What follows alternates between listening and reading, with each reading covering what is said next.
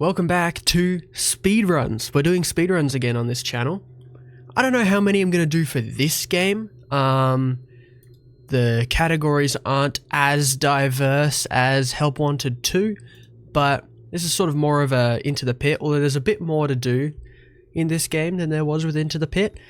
This can also kind of technically be my playthrough of Secret of the Mimic. I've played this game a lot, so I know what I'm doing going in. This is going to be a speedrun, as you can see in the top left over here. I've got some little hints and stuff set up, and I've even got, which I can show you right now, a little image on my side, on my second monitor, a little cheat sheet with some helpful information that I will be using during the run. Now, this is going to be an all collectibles skipless run. The reason I'm doing skipless is because I enjoy that, but also because, I don't know, I don't think I'm as comfortable with any of the tricks yet, and I just really enjoy trying to beat a game really quickly as opposed to doing some fancy tricks to get to the end really quickly. So we're gonna have some fun. Time doesn't start until after this cutscene, which is unskippable, unfortunately. I'll skip this intro for you guys because you don't care about the story, even though I will be talking about it during the run. I'll cut this bit out. But the run itself remains uncut completely. And there we go. This thus begins the unedited speedrun of Five Nights at Freddy's Secret of the Mimic. I'm excited. I've done a practice run already, so I already know sort of my route that I've decided on, and double checked where all of the collectibles are. We've got 25 presents that we need to obtain and 42 mailboxes that we need to download some message logs from. So as we go through the game, we'll be collecting all of those and timing. The time ends once we collect the final collectible, which for us will be the white tiger at the end of the game, or at the beginning of the game, because it's exclusive to New Game Plus. Time starts when we move, so 3, 2, 1, the run has begun. We start by grabbing our data diver. It is the most important tool for us to have. It's going to let us throughout the building. Andy's going to tell you what it does. It's our master key. So you've got those 6 icons. Those are our permissions. We currently have the weakest permissions. We can only go in very basic places, but they are permissions nonetheless, so we'll be holding on to them. Our first collectible is right here outside the gate. Download the mail. Too easy. And the moment all 6 of the lights finish lighting up, when you've turned your data diver in the little input thing, the moment the 6th light lights up, you can walk away straight away. I think I was a bit slow with that one, but don't worry. I'll be trying my best to actually go quickly. And there's plenty that we can talk about while we go through this game. This run will probably be about 2.5 hours long, which is quite a long speedrun, all things considered. It's more of a, it's more of a full playthrough of the game, to be honest. But hopefully, it's all good to watch. Welcome, potential buyers, to Edwin Murray's costume. What is happening? Do you see that? You see how I'm like zooming in there?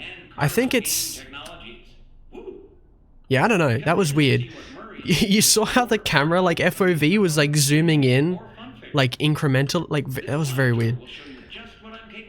Alright, so this intro part is a bit of a drag because there's nothing we can do. We get to watch the welcome show. This creepy guy. The sun. Oh man. I mean, this is a very good, like, way to establish the time period and the style. I love Mr. Helpful.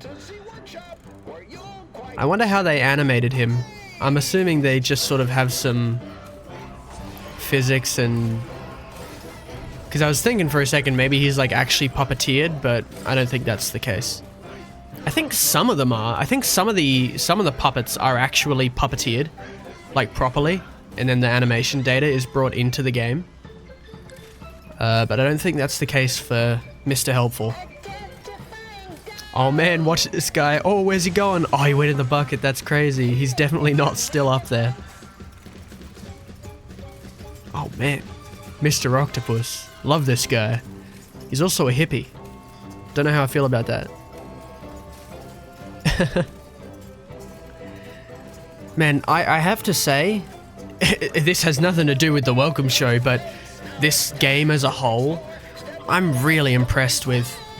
I mean, it's definitely the best thing that Steel Wool Studios have made. Alright, now we actually get to do stuff. So, we have to move Mr. Octopus out of the way. We don't have to move him out of the way completely, so we can save like half a second.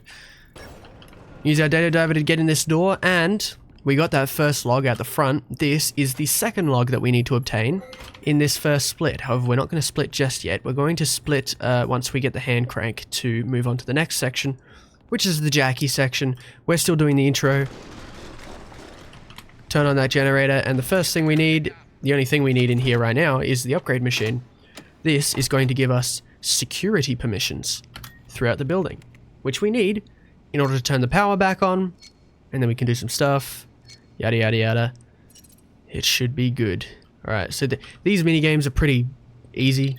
There's not too much to them. You just have to flip all of the zeros to ones on a single back and forth, which is pretty easy to do. Obviously in this case, because it's the introduction to this puzzle format. And there we go, now we have security permissions. We're already making great progress. Happy for us. Ah, I shouldn't have moved out of the way. Now I have to open this door, which is, I guess, something we would have had to do anyway. But there you go. Now, I'm actually very curious. What I'm about to do might take this speedrun out of skipless and move it into no major skips, but I guess we'll figure that out. I'm kind of... See, this was terrible. I need to, like... I should probably start from the end more often than I do the beginning with these puzzles, because I mess it up very often. I'm going to let it go a little bit. Okay, and now I'm going to go, because I don't want to leave and despawn that machine before it finishes the puzzle. Hello, Andy Field. So here's what we're going to do. We need to acquire access to the inventory machine, which isn't going to happen for a while. We have to let Andy talk. So what we're going to do is we're actually going to deload the office by walking further away. We're going to go back into the welcome show. Oop. And then we're going to go back and reload the office, and now the inventory system is going to be available to us. Now, I don't know if that counts as... That probably does count as a skip, so this might be a no major skips run. I don't know if I should go ahead assuming that. I kind of hope that this is still a skipless run, because that's kind of just like a neat trick. Usually you'd have to wait until Andy finishes talking before you have access to that. But right there,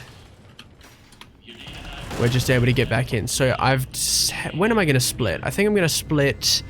By the way, the mimics just come out of that box there, so I'm going to lure him over there with that mouse.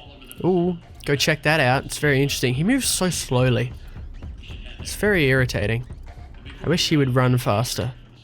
Alright. Right there. I'm going to split there. That seems like a decent place to split, because now we've got some new collectibles. So we've got the Sharpay plush here. Very nice. That's our only log that we need to get, so we've already gotten the one log. That's a part of this split, and we've gotten one prize that's a part of this split too. Now there's two other prizes, but they're not on this floor. We've got to take the elevator to go up and do the Jackie section. So right there, button and button. Too easy.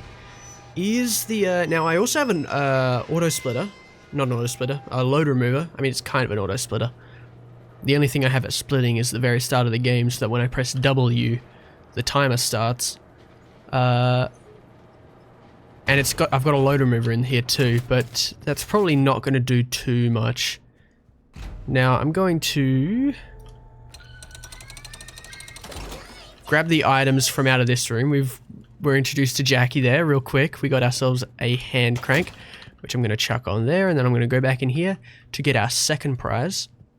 So we've gotten one, and now this is number 2. Full Fest Snow Globe. How about that? And we're going to take it to the security office, which is over here. Nice. And you see this one requires security permissions, but we've already got those. So we can put it in the inventory system, close that. Another gift right here. So that's all the gifts. Little hedgehog mask. Send that away. And the upgrade machine is also in this room. How convenient. We're going to need this to get into the warehouse manager's office, which is where we need to go.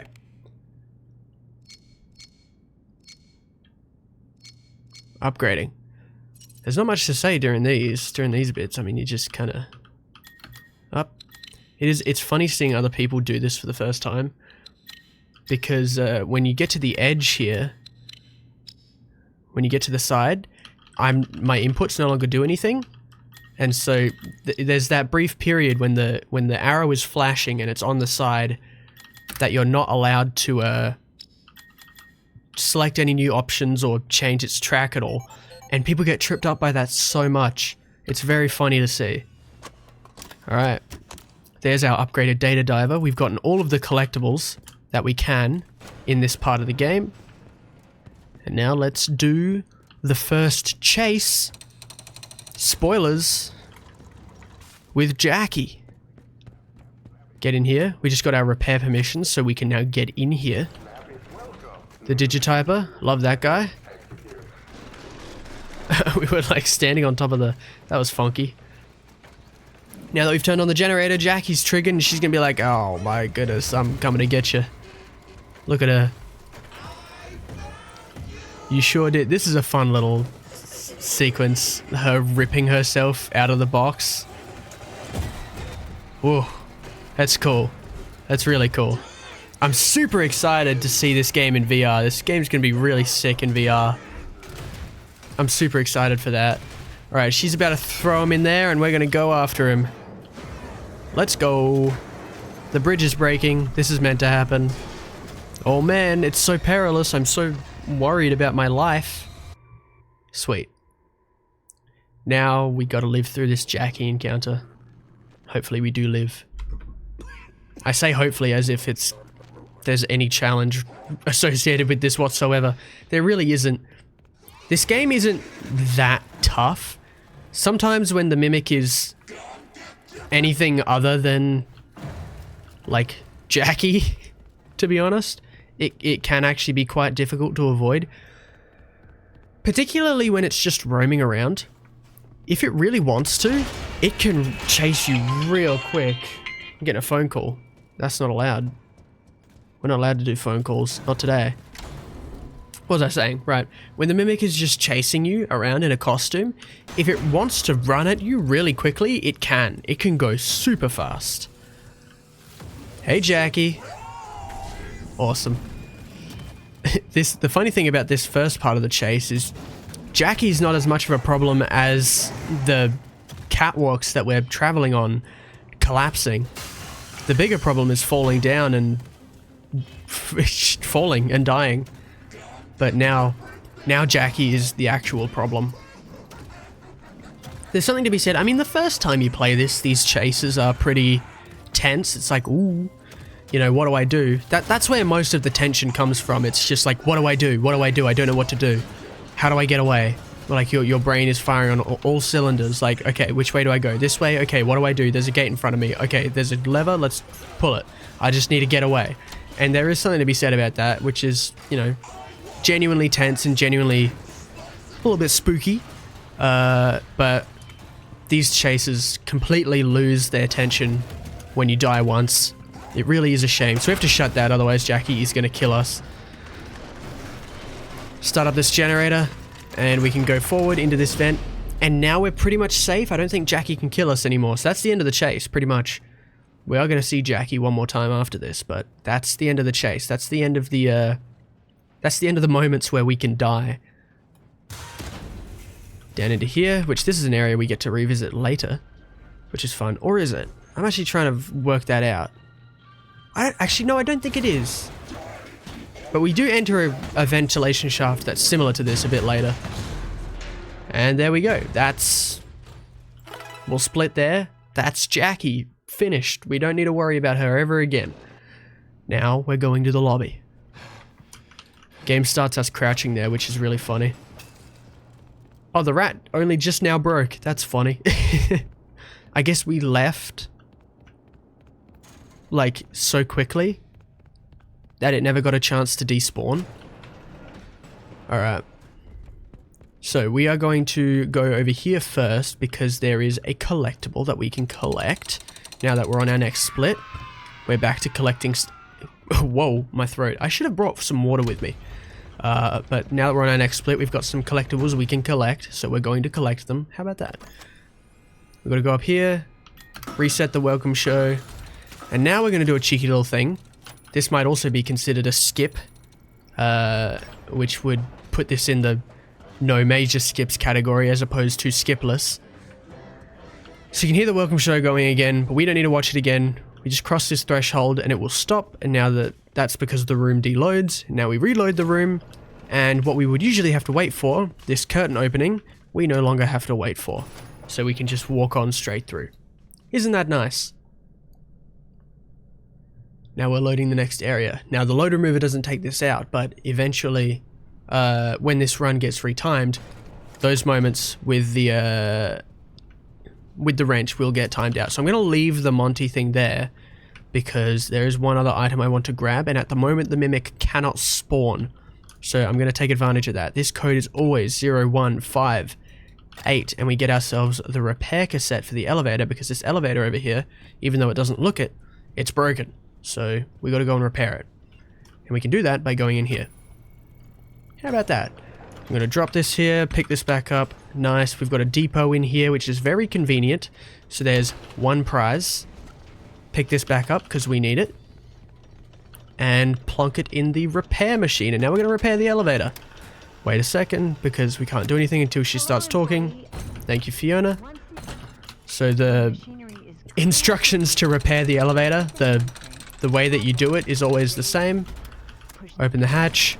So we don't have to wait around. I might have actually almost fallen down there. That would have been pretty silly. Alright. So I'm kind of just I'm doing what she's saying, but ahead of when she's saying it. So now we have to wait for a code. We have to press these buttons in the right order. Wow. Yes, I'm ready. 2, 3, 1, 4. Disengage the emergency brake. Close the hatch. There we go. Nice and easy. There is one other moment in the game where we have to repair an elevator. Where most of the steps are going to be the same. Lucky for us, the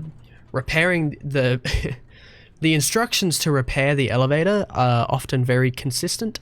So the next time we have to repair the elevator, it's going to be the same. But then there's going to be a little switch up after that. But we'll get there when we get there.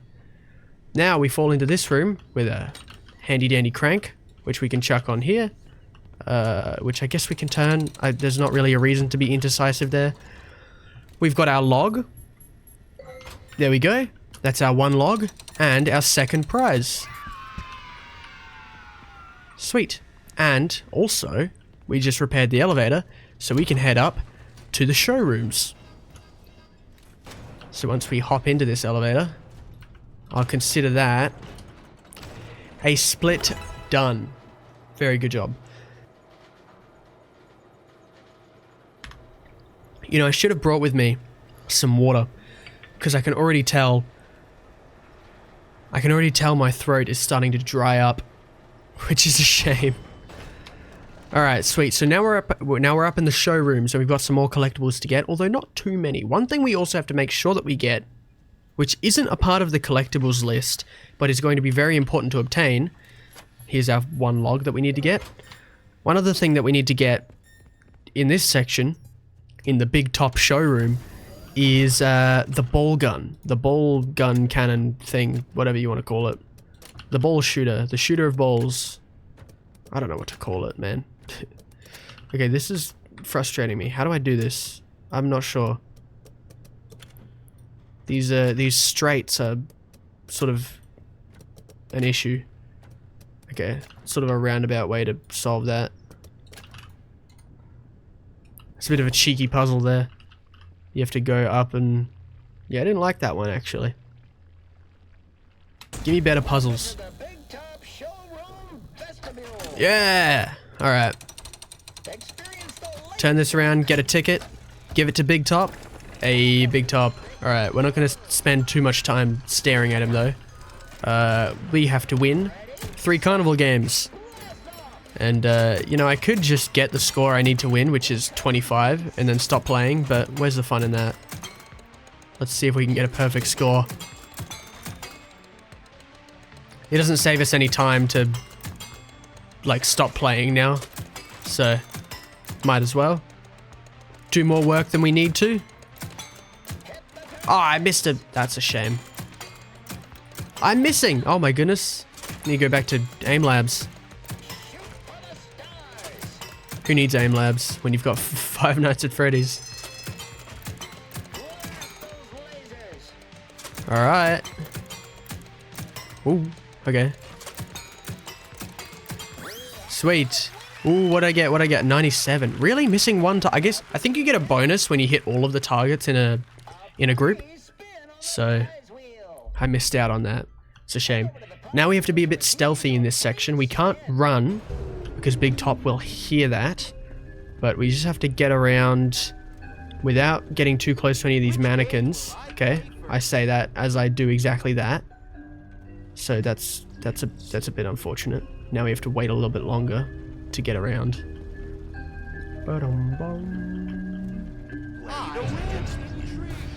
Yeah, that was I don't know if I should have gone that way. That might have been a poor way to have chosen to go. But we can run.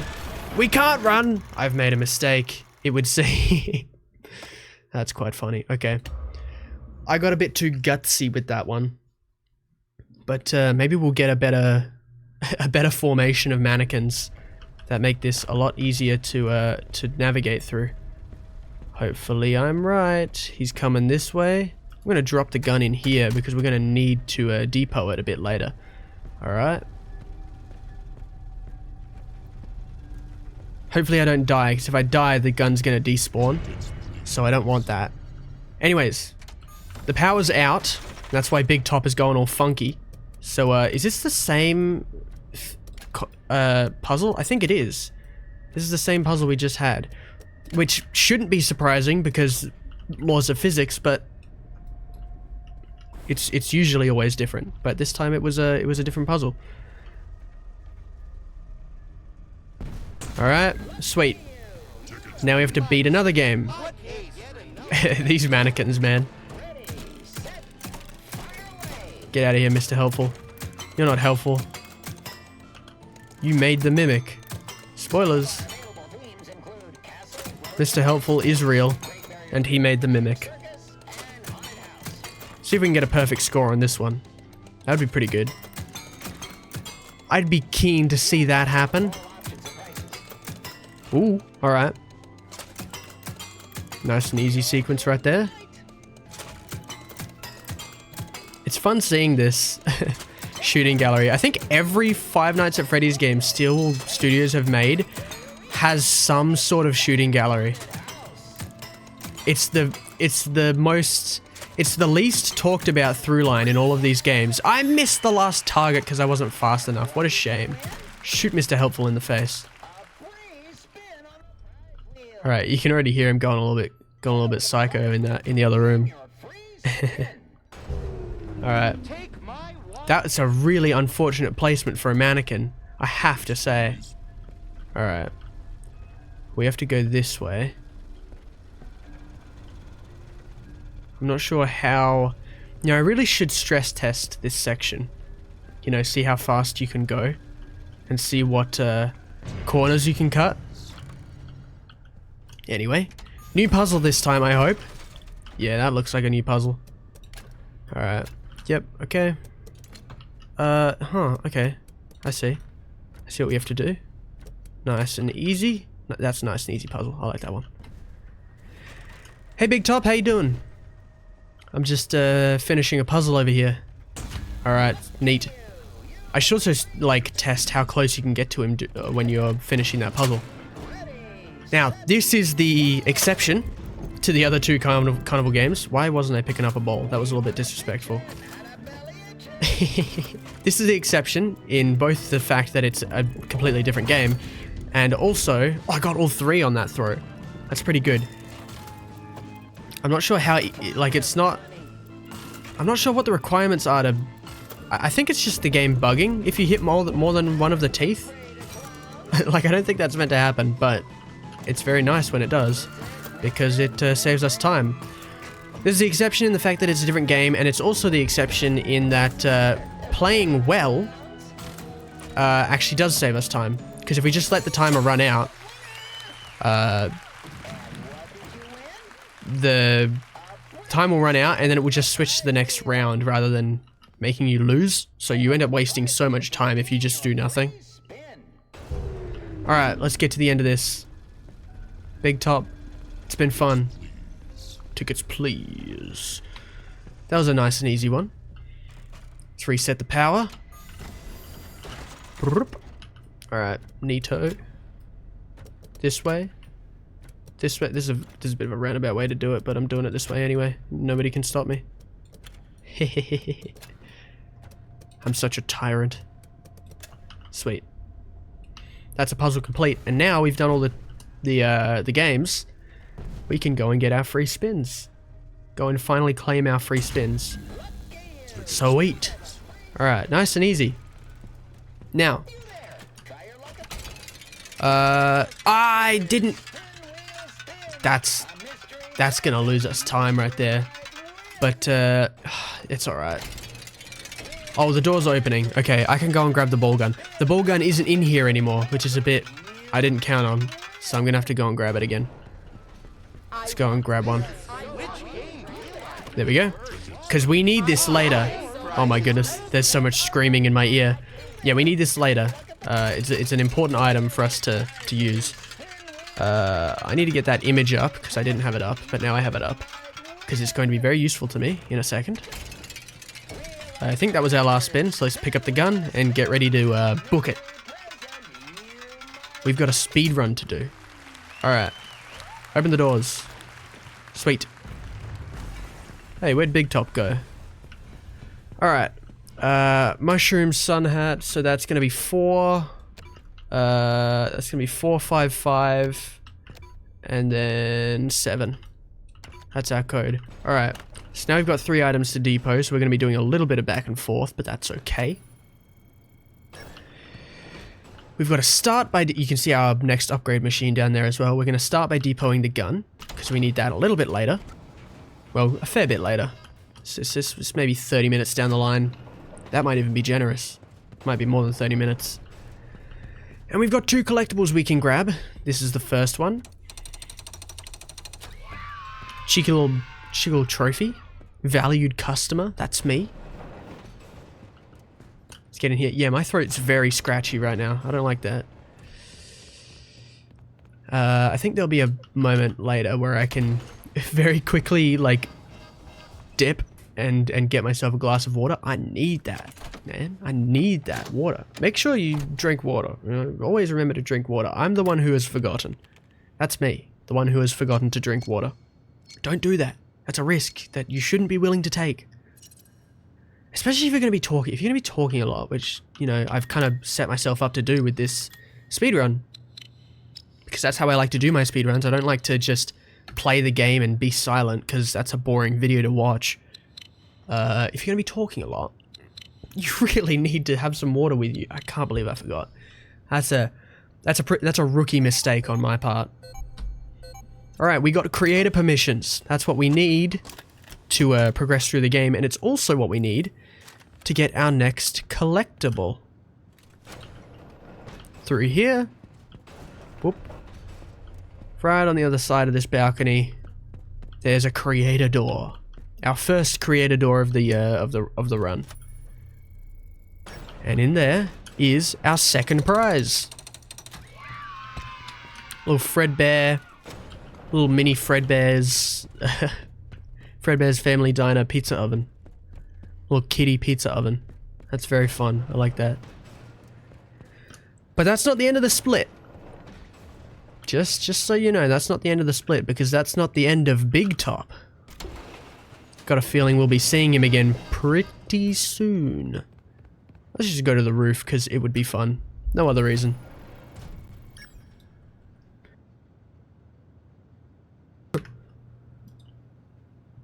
Whoa. Alright, roof access. Let's go. Now, you could try to go back if you really wanted to, because really all we needed to come up here for was the creator permissions. But that door into the spin wheel room is completely locked now, so we aren't able to go back, which is a shame, because if we could, we wouldn't have to do this next section. That was pretty amateur. I don't know why I let go. Anyways, press this button, and that activates Big Top. Hey. It doesn't actually, I mean, presumably it doesn't actually activate Big Top, but there he is. He's really cool. I'm glad he's got a cool name. I'm glad it's not just something like Old Music Man or something. Because, I mean, obviously he's meant to look like Music Man, right? But I like that he has a different purpose in this game, and his name reflects that purpose. Big Top is just a really cool name, I'm not gonna lie. Now, the path you have to go in this section is random. So we're going this way. Got it. That makes my life pretty easy, actually, because I can just do a straight run into this room. This is the room we needed to go to, because there's a little hole on the floor. But I landed on the side of the... That was very funny. So the pathing, yeah, it's completely random. So hopefully he doesn't make us go a roundabout way. He's probably going to block that. Yep. Oh my goodness. Please don't make me go too around. Ah, he's going to, which is really annoying. Sometimes he's generous and he lets you go the quick way. Oh, okay, we get a little bit of a... Yeah, okay, that's okay. That's alright. He could show up... Okay, sweet. I think that's the end of the randomness. No more randomness. It's not the end of the chase, though. Careful. We can just run through that light, which I think is a bit strange. But the chase is back on. We've been running the whole time because this is a speed run, but there we go. This isn't random. Yeah, this is all the same. And bang, that's the end of the chase. We just get to see him come down here. Man, he is wrecking everything. Hey, buddy. Oh, it's such a shame we never get to see him again. And I'm going to split there. That's Big Top. Now we're headed for the workshop. Usually at the end of each section, you can hear dispatch yapping. At the end of each section, usually we'd head off to the... He's going to tell us to go to the security office, but we don't need to. That's not necessary. So we're not going to. First item we can collect right in here, because we now have creator permissions. Look at that. Boom. Nice. We got a little army knife situation. And we're also going to go in this way. This is an optional path during the main game. You don't have to go this way. But obviously we're going this way because it's going to get us some collectibles. Now the good thing about going this way is if you don't expect it, this is kind of a tricky section that you have to get around the mimic and it's a whole deal. But because we know that once this puzzle is completed, the mimic is going to activate and be an issue, we can plan for that. That's a really annoying puzzle. Okay. That way. That way. Sweet. So we can let that run, and we can run to where we need to go. Because once that is done, this door is going to open, and we can go through. Sweet. Alright. So being in this area is good because there's quite a few collectibles we can grab. There's 0, 1, so 0 logs, 1 prize. We have to get 5 and 2. 0 logs, 1 prize. Open this door. There's some more stuff in here, namely a log. So that's 1, 1. And another collectible, so that's 1, 2. So we've got all the prizes. We've got all the prizes in this split, which is nice. We don't have to worry about prizes anymore, we just have to worry about logs, which there are 4 more remaining, and they are all in the workshop, which is where we are headed next. Just down here. Yeah, wow. Oh boy, my throat is really, like, it's screaming. It is screaming for help. Actually, there is going to be a chance for me to go and grab some water, so I'll hold out until then. At the end of that theater split, there's going to be a chance for me to go grab some fluids, which I need. I'm desperate. There's a log here, so that's 2, 2. Although we don't really need to be counting the prizes anymore, so just 2. That's 2 out of 5 logs. We need to go in here, go to this computer, and begin assembly of this springlock suit. Now we need to go into the workshop and find 5 pieces to bring back to reassemble this springlock suit. Maybe I'll find some time at some point to pet one of those little guys, because they deserve pets. I'm not sure where okay, he was there. Wow, that's crazy. That's very funny. I don't know if he's still going to be there. He has a habit of despawning when you go in and out of this room. Okay, but he hasn't done that. But it's good. Just try and not run for a second, just so that he doesn't get wise.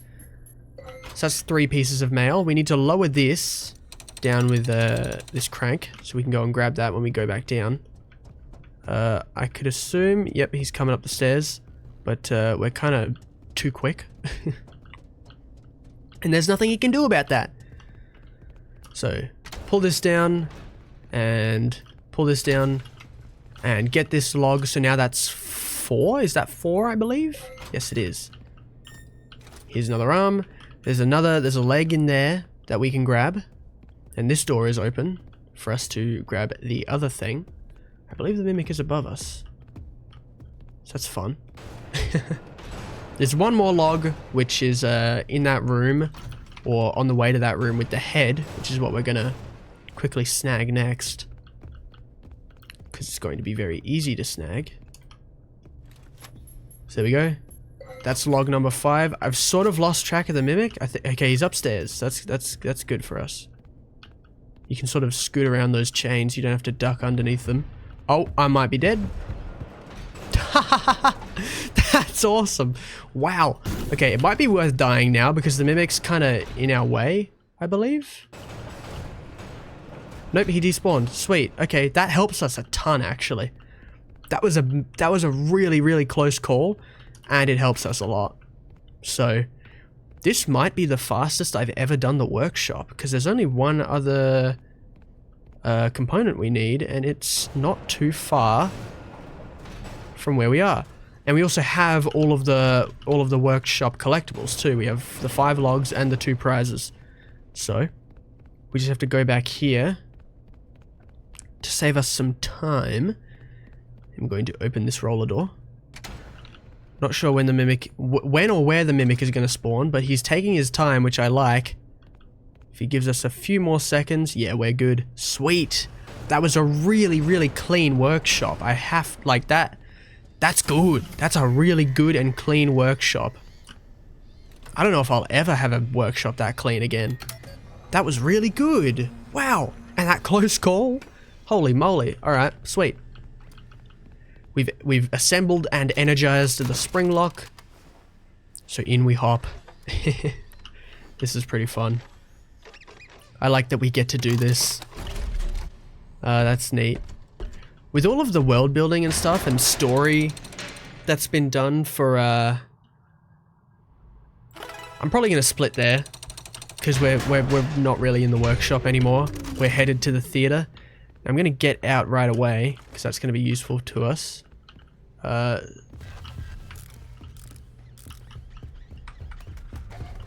we're gonna, yep, that was close, but we managed to we managed to get past the mimic. It's good to leave the costume there, because if we walked through and left it here, we'd have to fix this power and then go through and past the mimic again, which is a waste of time, and then we'd have to walk back to the elevator, which we don't want to have to do. Forgot to grab this. Complete the puzzle. Alright, so we need that, and that's it's completed already. No, it's not. Ooh, careful. Almost made a big mistake. Alright, now it's finished. So we can make our way back to the springlock suit, which we need to hop inside. Oh man, it's a good thing I'm not some, like, human being that you'd want to kill. That'd be a shame. Now that the power's back on, we can take this lift right here to head up to the I guess up to the theater. I don't know if that makes sense. Does that make sense? Beats me. Wow, look at this. Look at how much we're loading. All that loading. Alright, so we're in the theater now. There's 2 logs that we need to grab. I believe that's the only target we need to hit. I'm gonna eat my words soon, maybe. But that's log number 1. We need to lower the bridge in the center here. There's a massive hole in the center of this theater area. Welcome, potential investors and buyers. We need a bridge over it to get the springlock to the springlock lift. But that's our second log, so we've got no more collectibles to grab. What's funny, and you know, I was involved in this decision. I am on the team. That's right. I am on the team for moderating this game, but it wasn't my decision what all collectibles entailed. Even though I love speedruns like this. There is a film reel that you can collect here, but because the game counts that as a tool as opposed to a collectible, the decision has been made that you don't need it for the all collectible speedrun. That's just the way it is, and that's the way it's going to stay. So we would have a film to grab here if that was included, but it's not included, so we're not grabbing it. Nope, we're not done. We have to move this out of the way because we won't be able to get past it. Sweet. These puzzles, these crane puzzles, are very funny. I'm talking over Edwin, but Edwin can, you know, who cares? Shut up, Edwin. Those crane puzzles are funny because in the end game, they are the most reliable saves, because you run out of autosaves pretty quickly in the end game if you're just exploring a lot. But and there's no typical manual saves. You can't like go into a security office and always get a manual save. You have to rely on autosaves with this game. So those crane puzzles are your most reliable saves, because every time you change the puzzle, the game saves. So if you ever need to save in the end game, that's where you do it. You do it at that puzzle, or there's another one in the warehouse later, which you can use. We're gonna go backwards, because going backwards into that is quicker.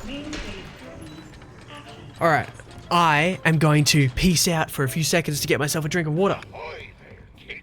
Ahoy, Foxy. Oh, why ye look so down in the dumps? Today's the big surprise party. Ye should be excited. I'm sad because today is the big surprise party. I forgot to get a gift. It's a disaster. Shiver me timbers, no gift. All hands on deck. All hands on deck. Lads, did none of ye get a present? About an IOE. Awesome. Foxy. We need the perfect present for the big surprise party. Oh, is that all? Is it? Perfect present coming right up. I'm back. Oh, and I'm the captain. Yeah, so this is a very good opportunity for me to have gone and grabbed some water. Because this whole section is completely unskippable. And it drags. It's like 5 minutes long, I swear. I mean, it's really cool. It's really nice and fun to watch the first time. Actually, well, the first time I went through this, I was very confused. I was like, what on earth is going on? But it works as a very good time during a speedrun for me to go do something else. But it's also kind of frustrating for a speedrun because you can't skip it, which is a shame. My throat is feeling much better, holy moly. It's just a little sip of water, that's all I needed. Alright, now we are needed. We have to shoot targets to maintain our score because over here, this is slowly going down, and if we let it reach the bottom, we will die. The plush toys that are showing up in front of us will kill us. Not sure how that works, but I mean, we've been killed by plush toys in Five Nights at Freddy's before, so who cares? Maybe we die of shame. The plush toy is the jump scare, but maybe we don't die to the plush toy. That's my headcanon. We die of shame, because how on earth are you going to lose this? This is really not that tough. Like the puppets show up in front of you, but they don't make it difficult. And they're not like even like a proper threat. If they were a proper threat and you had to like shoot them to stop them from killing you, then that would be, maybe there'd be a bit more difficulty. But even then, still, that would be your first priority. The moment you hear them, you'd shoot them, and then you'd go back to getting score. So, it's alright. Steel Wolves games have never been difficult at all. This game is probably one of their toughest, apart from Help Wanted, because Help Wanted is probably definitely their hardest game they've made. But this game's got some moderate challenge to it. You saw earlier that we had a bit of a close call with the Mimic in the workshop, which, you know, that's fun. I mean, you can have close calls in Security Breach too, and Security Breach is not a difficult game. Neither is Ruin, although I don't think you can even have close calls in Ruin. I don't think that's possible. Ruin is the easiest game. It's so, oh my goodness, I don't know what they were thinking with Ruin. I got a video on Ruin that I have scripted and I'm editing, but I mean that I've been scripting for more than 2 years at this point, to be honest. It's close to being done, and I've got a lot to say about that game. But you know, if you're watching this, you're on the second channel. This is not my main channel, so maybe now's a good time for me to go, hey, go to the main channel. Main channel's cooler, and I'm posting a video there very soon. Not the Ruin video, another video. Not solely about Secret of the Mimic, but more so about the lore and about the books. The books and how they should be used in the lore. And if you're a part of the book club, it's probably not a video you'll like, but after this game, it's a video that's very truthful. I really like Rocktopus. He's a fun character. I don't know who did his voice. I don't think it said in the credits who did the Rocktopus. Who does it sound like? I think it's Kellen. I think Kellen is the Rocktopus. Kind of sounds a little bit like Kellen. You can hear a little bit of Kellen in there, but Kellen's a very good voice actor, so he kind of disappears into his roles. Unless they're like screamy roles. If they're like, if they're screamy roles like Moon or Sun, then, or Funtime Freddy, then you know it's Kellen. Like right away, it's like, oh, that's a Kellen voice right there. But if he's the Rocktopus, you know, I didn't notice it right away, so that's good. Although that's the issue in this franchise with using so many of the same voice actors in every single project, is you start to notice, and then you start to notice that the voice actors are people you recognize, and then they don't disappear into their roles anymore. You hear a new voice. That's Kellen. Yeah, the voices don't disappear into their roles anymore. You're like, oh, that's Kellen. Oh, that's Andy Field. Oh, that's Heather Masters. Oh, that's Marta. And it kind of takes you out of it for a second. Like, I'm glad we got at least 3 new voice actors with this game to play the Murrays. Because I haven't heard them in other things in this franchise before, and so I hear the voices. I hear the voice of Edwin, and the first thing I think of is Edwin, not the voice actor. All right. So that's the end of that section, and I no longer have to think of new things to say. That's not true. I'm always thinking of new things to say. There's always new things to say. Let's just put it that way. I mean, there's plenty to talk about with this game. Let's split there. That's the theater done. Now we're moving on to the doll hospital. That's a long name for a split. I might just rename that to Dolly, because here she is. Oh, no. Poor Captain. Another Springlock failure. Dolly gets a pretty significant section of this game, It's not your first visit to the service hospital. which is cool. So does Big Top. Big Top gets not as big a section. It appears you have a Dolly gets the most significant share of the game, Now, don't you of like the main get you all animatronics. figured out. Jackie gets nothing, which is hilarious considering she's all over the promotional material. You would think they'd you would think that they'd realize The foreign material. that, like, I almost would have half expected, and they probably had this talk like, man, we're throwing Jackie everywhere, maybe we should give her a little bit more, but I guess they just didn't have the time. Flush out your interior with the power They should have given hose. her something else, You a nice long soak in the because they bath. hyped up Jackie so much. Safe in no time. Please wait here until your number is called. You can definitely hear Heather Masters' voice in this. 625 tasks ahead of you. Okay, 4625. That's a significant number. I wonder what it means. All right, we're out of the spring lock. There wasn't actually a spring lock failure. She just made that up. Very excited about our next showroom. And we got some more stuff to listen to. This sort of middle part of the game, there's just a lot of sitting and listening. Trash and turn it into cash. I do like that Edwin invented recycling. Let me introduce one of our many hard-working recycling automations. Say hello, Nurse Dolly. Hello, Nurse Dolly. Sorry, I'll try to drink a little quieter so you don't have to hear me gulp. I thought it would be fun to go with a doll hospital theme. Ah, he thought it would be fun. Edwin, I mean, I really like Edwin, but he's a bit of a psychopath. Recycling. Edwin Murray coined the term, and it will soon be an industry standard. So she straight up just has like defibrillators on her hands, New stuff. right? So much Is that what that's meant to be? using soul Controlled shock hands? Defibrillator hands? She uses them to open her specific doors? Edwin is a genius. Wink. Oh, get back to work, you. But is she like actually a nurse? Does she actually You may ask. Well, we help heal people? She does not have the dexterity to do that. Her hands are little plastic clubs. Alright, we need to open the vent here. Dolly's moving around. Yeah.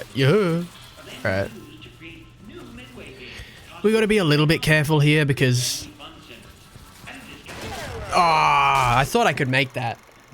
I right as I'm saying we need to be careful, I thought I could make that. That's my bad. I'll know for next time that I certainly can't make that. I think the vent is already open. It isn't. Or is it? No, it isn't. Okay, good. Good thing I spotted that. Okay. What we're gonna have to do is go in here.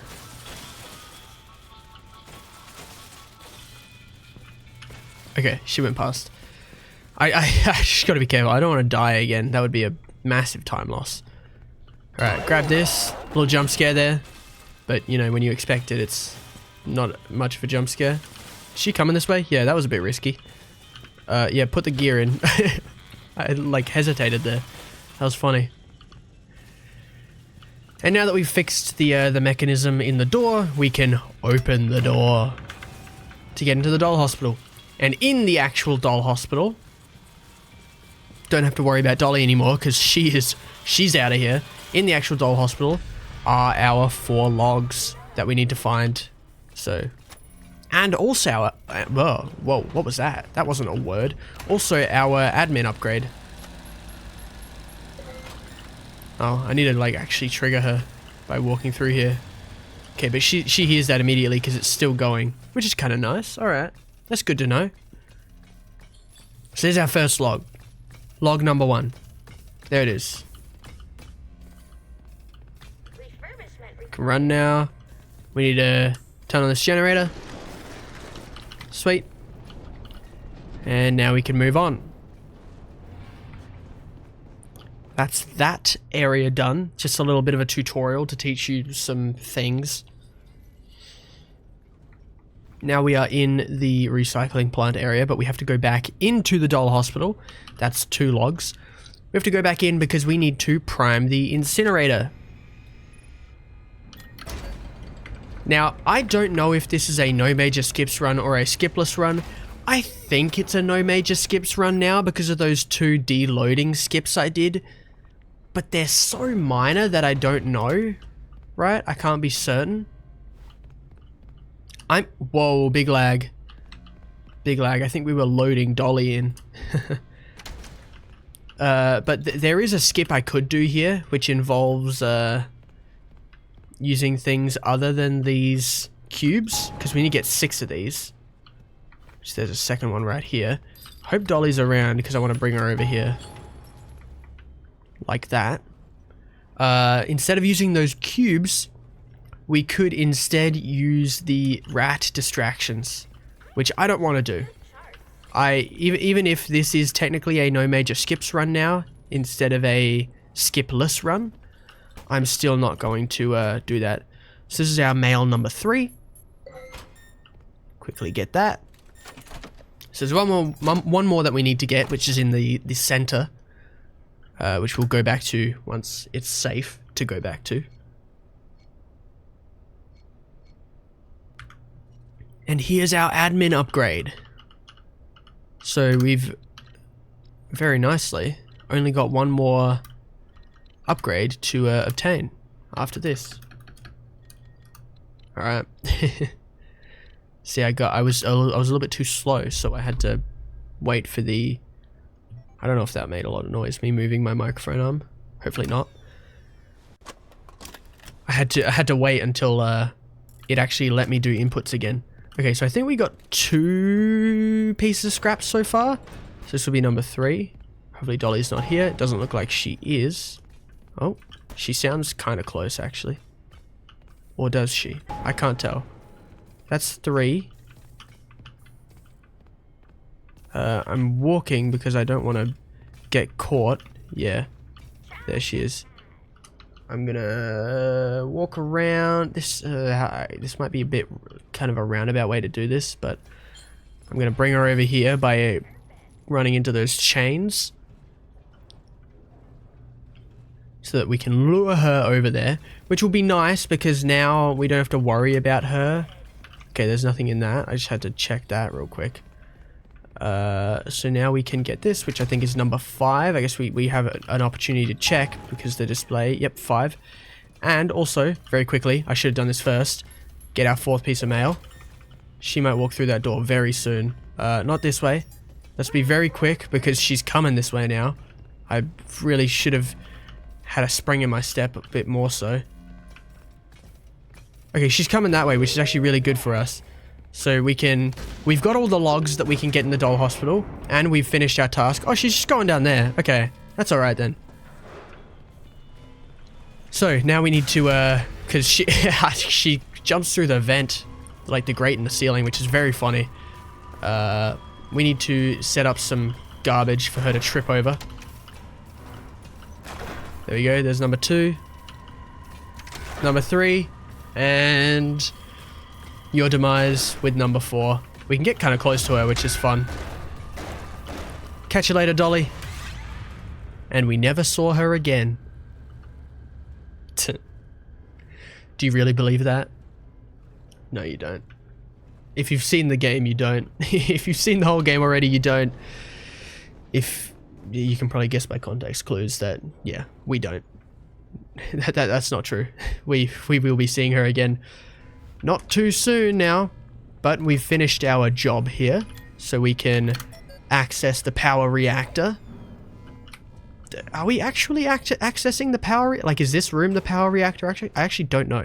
Where is the power reactor? Because this doesn't look like it.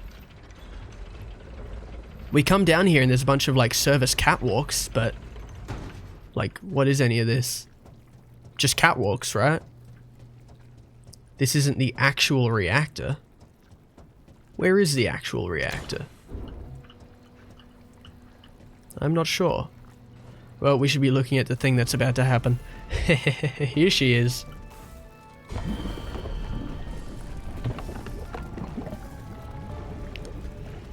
Dang, she's molten. Molten Dolly. It's very cool. I'm a big fan of that. And we get another chase. Oh my goodness. It's a very bizarre decision for the Scott Games Twitter to show the 3 chases before the game came out. I don't know why they did that. It's such a bizarre decision. Oh, we might be getting a little bit laggy here. Yeah, we certainly are. Hopefully that's not too bad. I've turned down my graphics a bit because OBS kind of struggles with this game, which is weird considering it's only using 4% of my CPU. I hope the recording's not too bad. Like, I hope it's not bad to the point where it's unwatchable. I think it's fine. I think it's okay. But I am going to have to find a more permanent solution to the lag, because it is a problem. Alright, we need to be sneaky here. Yeah, look at that. I'm looking at the frame rate kind of dipping on the recording itself, going down to 46, 40. I hope it's still alright. So we can get pretty close to Dolly here. But we need to always be sneaking, because she's become like a shattered Roxy of sorts. She is going to hear everything. And she's got like enhanced eyesight too. So if we stood up here, she'd see past these wood boards, for example. We can't be having any of that. So yep, we triggered her. So now we can stay behind this desk so that again, she doesn't see us. Yeah, I'm getting a bit of lag here, which I'm really not a fan of. I really have to find some solution to that, because it's a problem, man. She's looking through that window, and I've had moments where she's seen me even while I'm crouching, so I just waited for her there. And I'm not gonna stand up right away because she'll hear me, but about here I'll stand up and then crash again and then stand up and then run. Hit this button, and we're moving on to the next thing. This this dang situation. I'm gonna need this recording to hit a steady 60, or else. All right. I think I am also in need of a new computer. Yeah, catch you later, Dolly. None of that. None of that.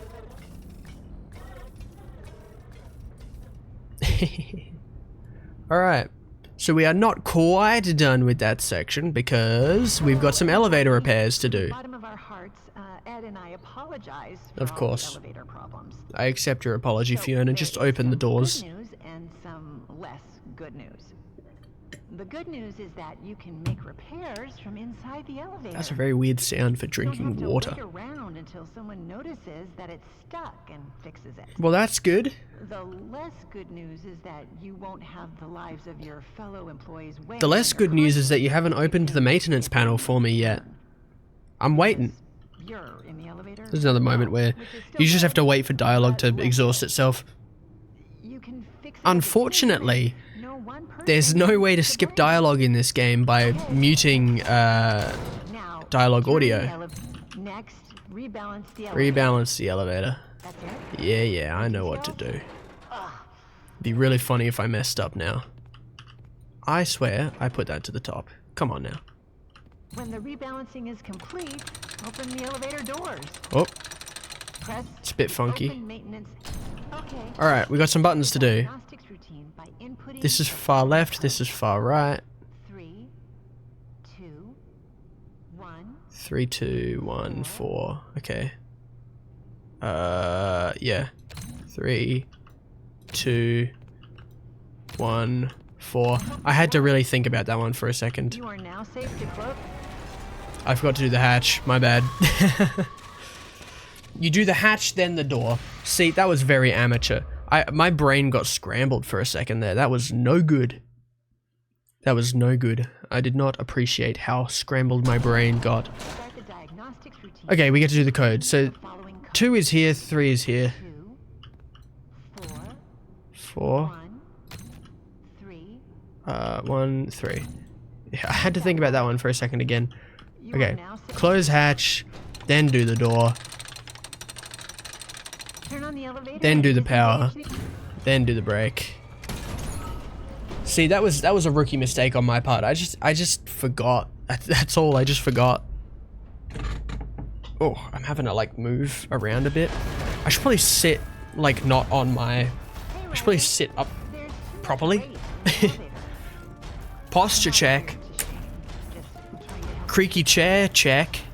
Now, let me check. Oh yeah, this is happening as well. Morgan. We're just waiting for Fiona to stop talking. Stop talking, Fiona. I need to repair the elevator. Exercise. Try tofu. I will try tofu. I don't know if I've ever had tofu. Flavors. As for the elevator, it's just a bunch of Ed's chicken scratches. Alright, let's do this. This one I'm Oh, right. I understand. I have properly memorized. Oh, come on. I think the camera shaking actually makes this harder, which is very funny, but also really annoying. Okay. And then, When that's done, sweet. once you Okay. figure that part out, Turn on the elevator, turn off the brake, and we're off. And you get to see something really cool here. You get to see the mimic freeing itself from Dolly in anticipation of being crushed. Oh, that's so cool. Alright. And that is the end of the doll hospital section.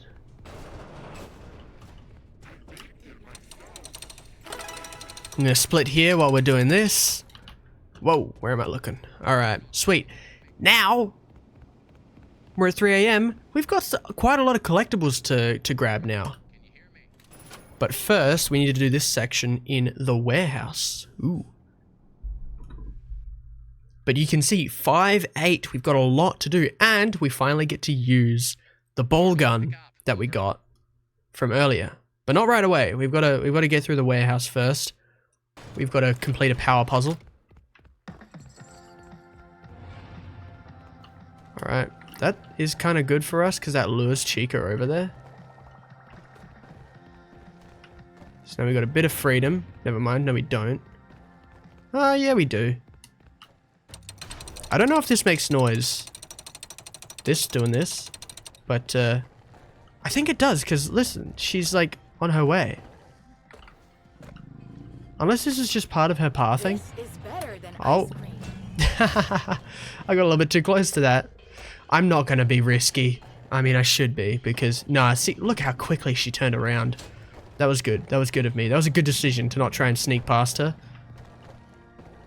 Okay, where are you going? You're kind of just being a nuisance and going exactly where I need to be.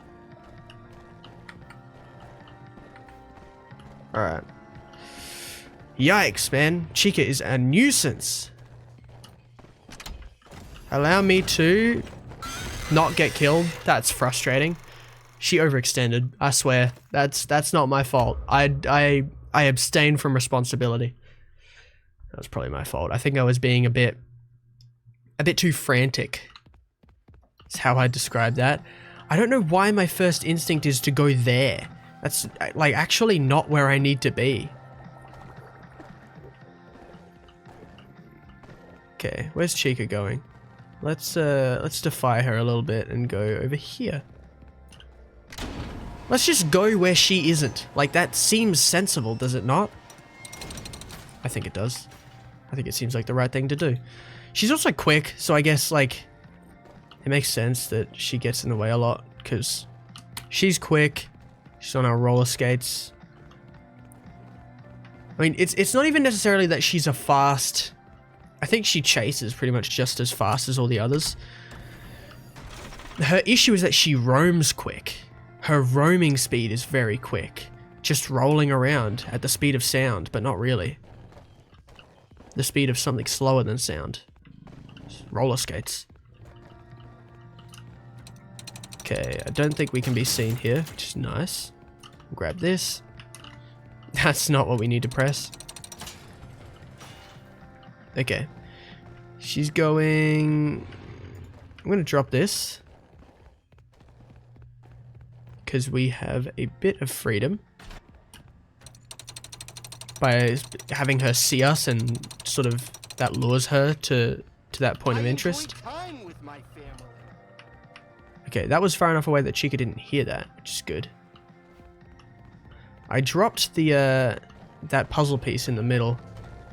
Okay, she's going over there, which is kind of okay. It's right there. I should remember that. I'm gonna real quick try and as quickly as I can grab that. Go the long way around. Okay, she's going over there. Not sure what path she's taking. Okay. That's good. That's very good. Okay, sweet. Just a little bit of patience and you can manage that fairly well. I don't think she can wander to a place where we can be seen. I'm gonna need some of that and some of that. Sweet. Okay, but now she's going where we need to be, which is really annoying. Chica, I need to go over there, please. Move. Thank you. Probably could have... I had some agency there. I could have, like... lured her. Are you serious? Like, what are you doing? I need to go there, you... square? Go look at that. You're so irritating. Far out. Alright. That's the warehouse section done. We've still collected nothing, because there is nothing in there just yet. But there is now when we go back, but let's just start with this. 1-0, because we've got another lengthy puzzle to do. Another lengthy section, which is really annoying. But, oh, that's the other thing with this room. It's annoying because it's really slow. But it's also so loud. Oh, the sounds of all the floats doing all their mechanical shenanigans. Oh, it's so loud. It's so annoying. it really gets on your nerves. Like, on purpose. It's frustrating, man. And I've actually just realized that I have made a mistake right away because you see that present right there?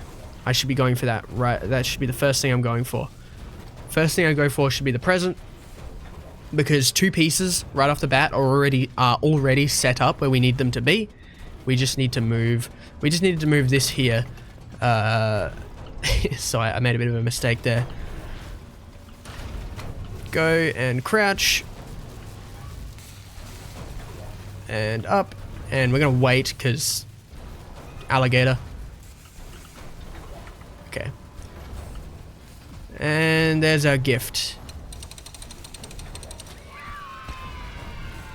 And we can nice and quick. Well, that was, I should have maybe been a bit smarter about that.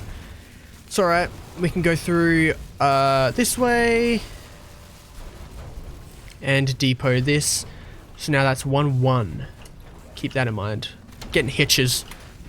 The hitches are not a performance thing. The hitches are is loading. Just like Security Breach. This game has hitches when it's loading new areas and deloading old areas.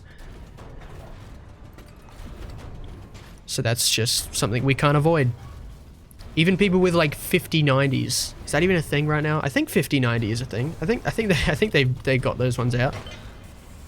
Even people with top of the line graphics cards and the greatest CPUs and 128 gigabytes of RAM, you're still getting hitches because of the way Steelwool does its loading. If they can find a solution to that by the next game, ooh, man, what a dream that would be. Alright, so that's the first part of the puzzle done. I guess the second, because the first part was to get the, oh man, getting stuck on corners, which I don't like. I'm waiting for this to go up. Okay, yeah, the first part was getting the collectible, second part is getting to the other side, and then the third part is getting to the door. Lucky we get a little save there. That's nice. I have to, how do I do this again? I have to move this up, I believe. Right? Up? Yeah. Just to get it out of the way so that we can get our L piece into the corner. Which you can see a nice place for it right down there in the bottom right. Oh, it's so quiet now. Oh my goodness. Listen to that. Silence. It's so nice. Alright. Place that there. And then go get our Monty. Go get our jug band Monty float. Bring it down.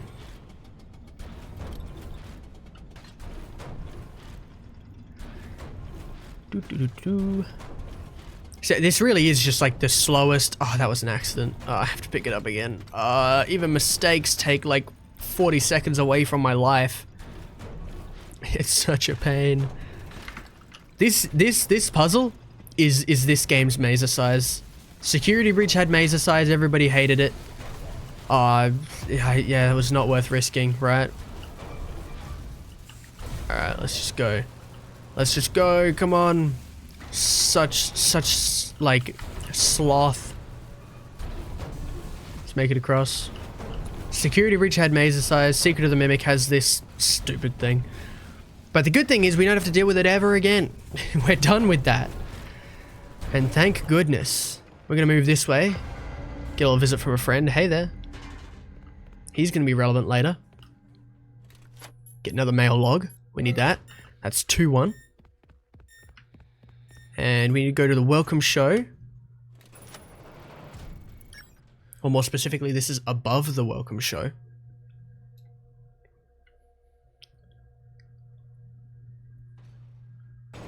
As it loads, yep. And we've got another collectible we've got our hands on. Isn't that nice? That's 2-2, although we need to find somewhere to depot this. Which, to be honest, I could probably get this one on the way back instead of on the way to the showrooms, because where we are headed next is the showrooms. We're doing our first instance of backtracking, although we're backtracking through a new entrance. We have much higher permissions now, so there's a lot of stuff we can get that we couldn't get before in the showrooms, and we can also access an area that we refused to go to because, again, we have higher permissions and now we can actually get everything. So, let's do that. Real quick, before we head up,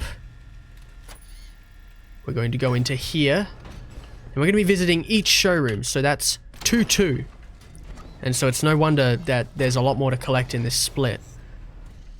2-2, now we're heading in here. I gotta have my codes ready, which I do. I have my codes right. I had them on that image, but it's such a pain keeping that image on the front, and I don't know if having OBS focused helps. So, but I like superstitiously, I like to keep OBS focused on that on my second monitor because I think it kind of makes the recording better. I don't know if that's true. That's wrong. I immediately got it wrong. It's 4782 is the code for this. It's always the same. You can rely on that being the code. So we've got a new area here where Jackie's box used to be. There is a vent that we can crawl through. Look at us go. How quick. That hedgehog right there is the Mimic, so we're gonna have to turn around in a second. Oh, it's gonna lag as it loads the Mimic in. That's a terrible freeze, man. We're gonna send him over there. Oh man, here he comes. Go check that out. It's really interesting. Alright, sweet. We can be on our way now. The next code I remember off by heart, so I don't need to get it wrong 5 times and then look at my piece of paper reluctantly. 0434. It's kind of an easy code to remember. But now that's 2-3 on our collectibles. And that's 2-4 on our collectibles. And now, I don't know if we need to do this, but I'm also going to repair the elevator. That there repairs the elevator. I don't think I ever used that, so I don't think that was necessary, but I did it anyway. That's a part of my completionist arc. Anyways, we're at 2-4. 2 logs, 4 prizes. We've still got quite a bit to collect. But we're done now with the birthday showroom. That's all that we could come back and grab. So now we're on our way back to the showroom hub through the door that we opened. Hello. And through this door, we get to do a bit of loading. And now we're moving our way on to the big top showroom in order to unlock the Storytime showroom. Now, this is something we could have done before, but the reason we didn't is because unlocking the Storytime showroom earlier, we only would have been able to get 1 out of 2 of the collectibles that are actually in there. And we want to be able to get all of them because that's more efficient. So let's turn the power back on because we actually need the clown puzzle to be back up and running. This one over here. Sweet. Because, you'll see in a second, behind the teeth of this little carnival game is a door. That was a good throw. We got 2 on that one. Turn around, spin around. Okay, okay. Wow, that was a terrible throw. Alright. Now that we've opened a path, we can crawl through here, hit the button, and head on through. Now, there's no collectibles in this little area. We should remember what we're at. We're at 2-4, but I doubt I'll forget to grab a collectible, but I should still keep track. 2-4. Head on through, and now we've got a little section here with the mimic that we're going to have to deal with. So I'm going to throw that over there to lure the mimic over there. And we're actually going to be doing something very funny in a second. Alright. I think once we sort of are on a different floor, running doesn't notify the mimic that much. But it doesn't matter because I want him to know where I am right now because I'm going to get killed by him. Hey, buddy. And the reason I'm doing that is because it's actually going to save us, especially with the load remover, it's going to save us a bit of time because now we're going to load in with that generator pulled, like with that generator active, which we need. But now the mimic's not here to get in our way. So we can go back up here, flip this lever, and go back down without the mimic in the way, which you can probably guess, with the mimic in the way both of those times, going up and then going back down again, that would have taken much longer if we had to deal with the mimic. That wouldn't be considered like a skip, right? I'm pretty sure.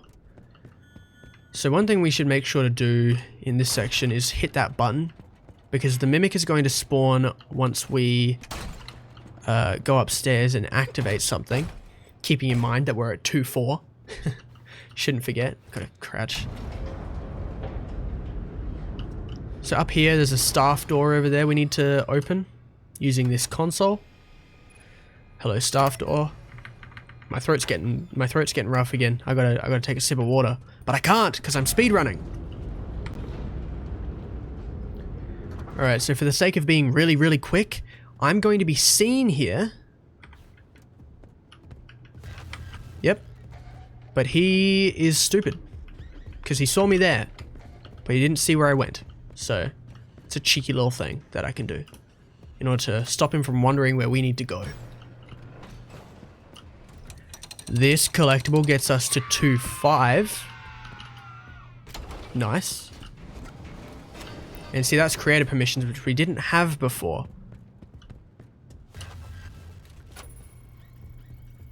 We lure him over there. He sees us, but it's okay because we're too quick. That's exactly what I did last time, but I wasn't 100% sure that was going to work. So I'm glad that it did. I can't lie. Whoa, whoa, whoa, whoa. What just went on there? That was so weird. My goodness. Okay, please, let me go. Sweet. Hopefully he's not, I think he's sprinting. Is he sprinting? Oh, he's sprinting now. Quick, quickly, quickly. Okay, we're okay. That jump scared. The big top powering on just jump scared me. Alright. Sweet! We did that. This is collectible. This is prize number 6. We're heading back now because we've gotten everything that we need to grab. Sweet. Very successful. 0 deaths except for 1 that was intentional. We meant to do it.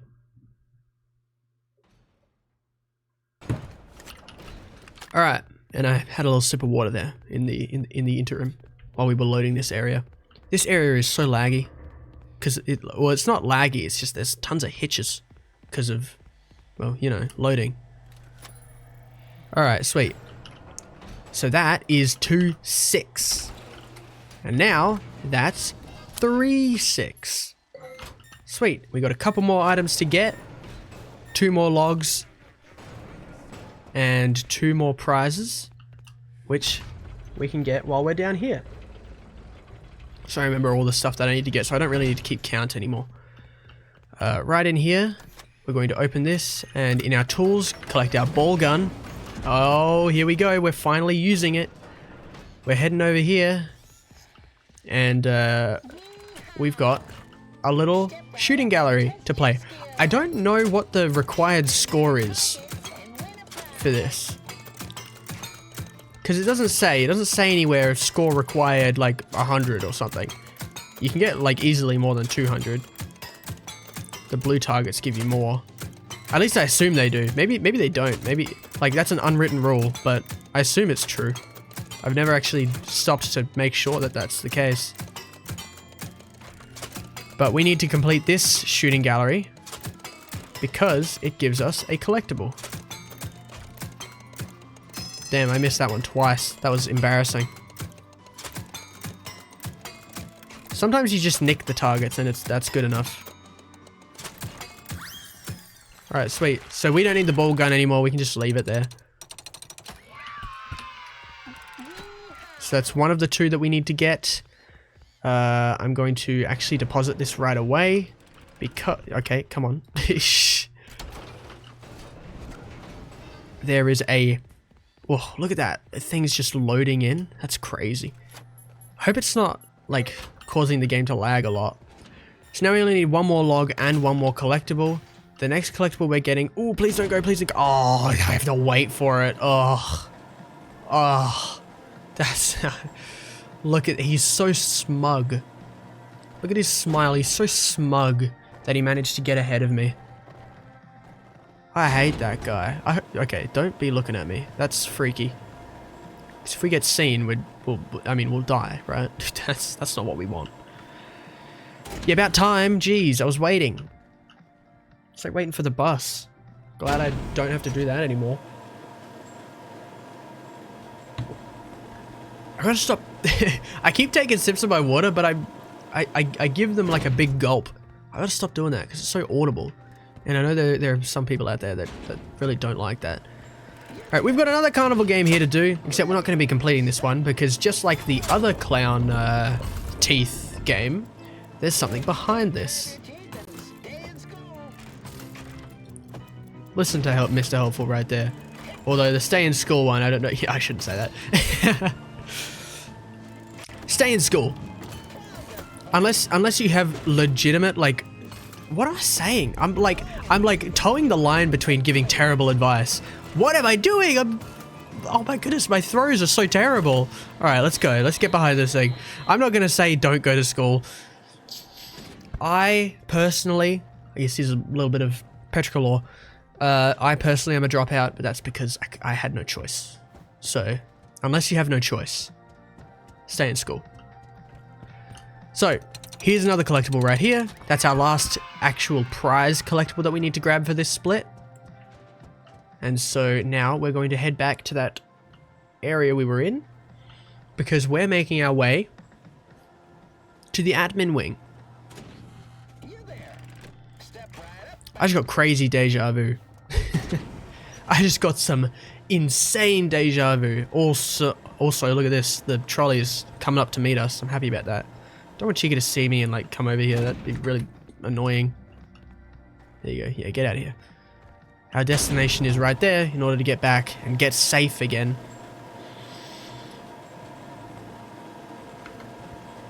But we're not going to be free and safe from Chica. No, she's about to be a big problem in the admin wing. Spoilers. But it's true.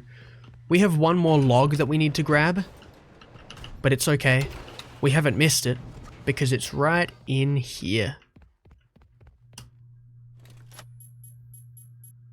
Sweet.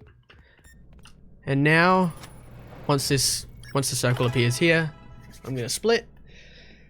And that's our next, that was a 23-minute split. Dang. There is quite a lot in that. But now it's time to do the admin wing.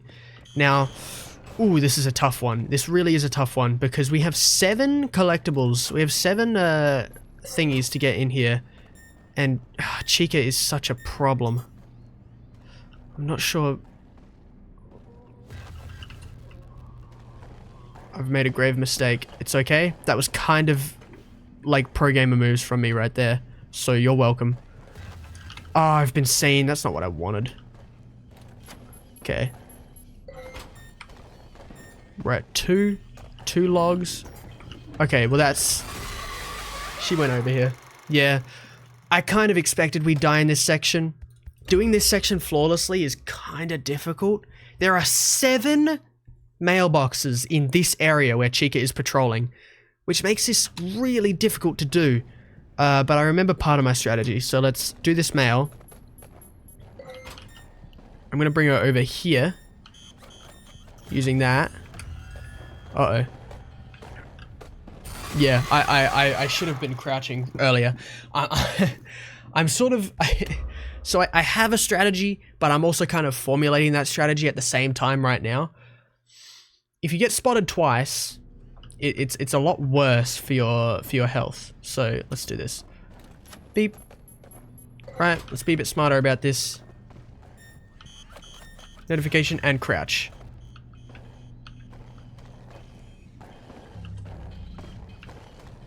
See, like that. That's how you want to do that.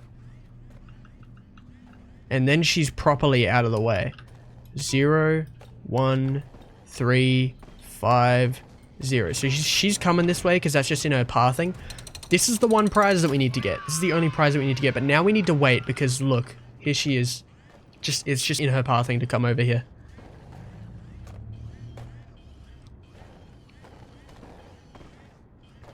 Okay, now she's going. Now she's going. She's on her way. We can get our next 2 logs. So that's log number 2. And this is log number 3. This is a bit smoother. This is a bit smoother than what we had before. So we're going to trigger that.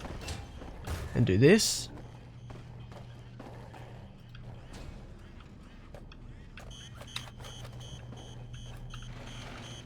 We're allowed to let that one go off because she can't see us over that. This is log number 4. We're doing okay.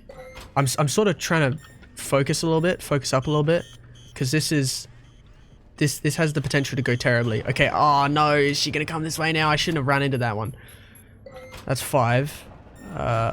Hopefully we have. Okay. Okay, it's all right. 6. That's number 6. Oh, I've brought her over here. Uh oh, that's not good. I just need to hide for a second, because she's on her way.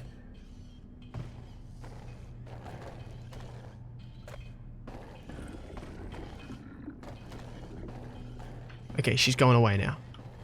So we can safely grab log number 7. And now, where is she? Oh my goodness. That's terrible. We should be safe here. This is a pretty, like, good hiding spot.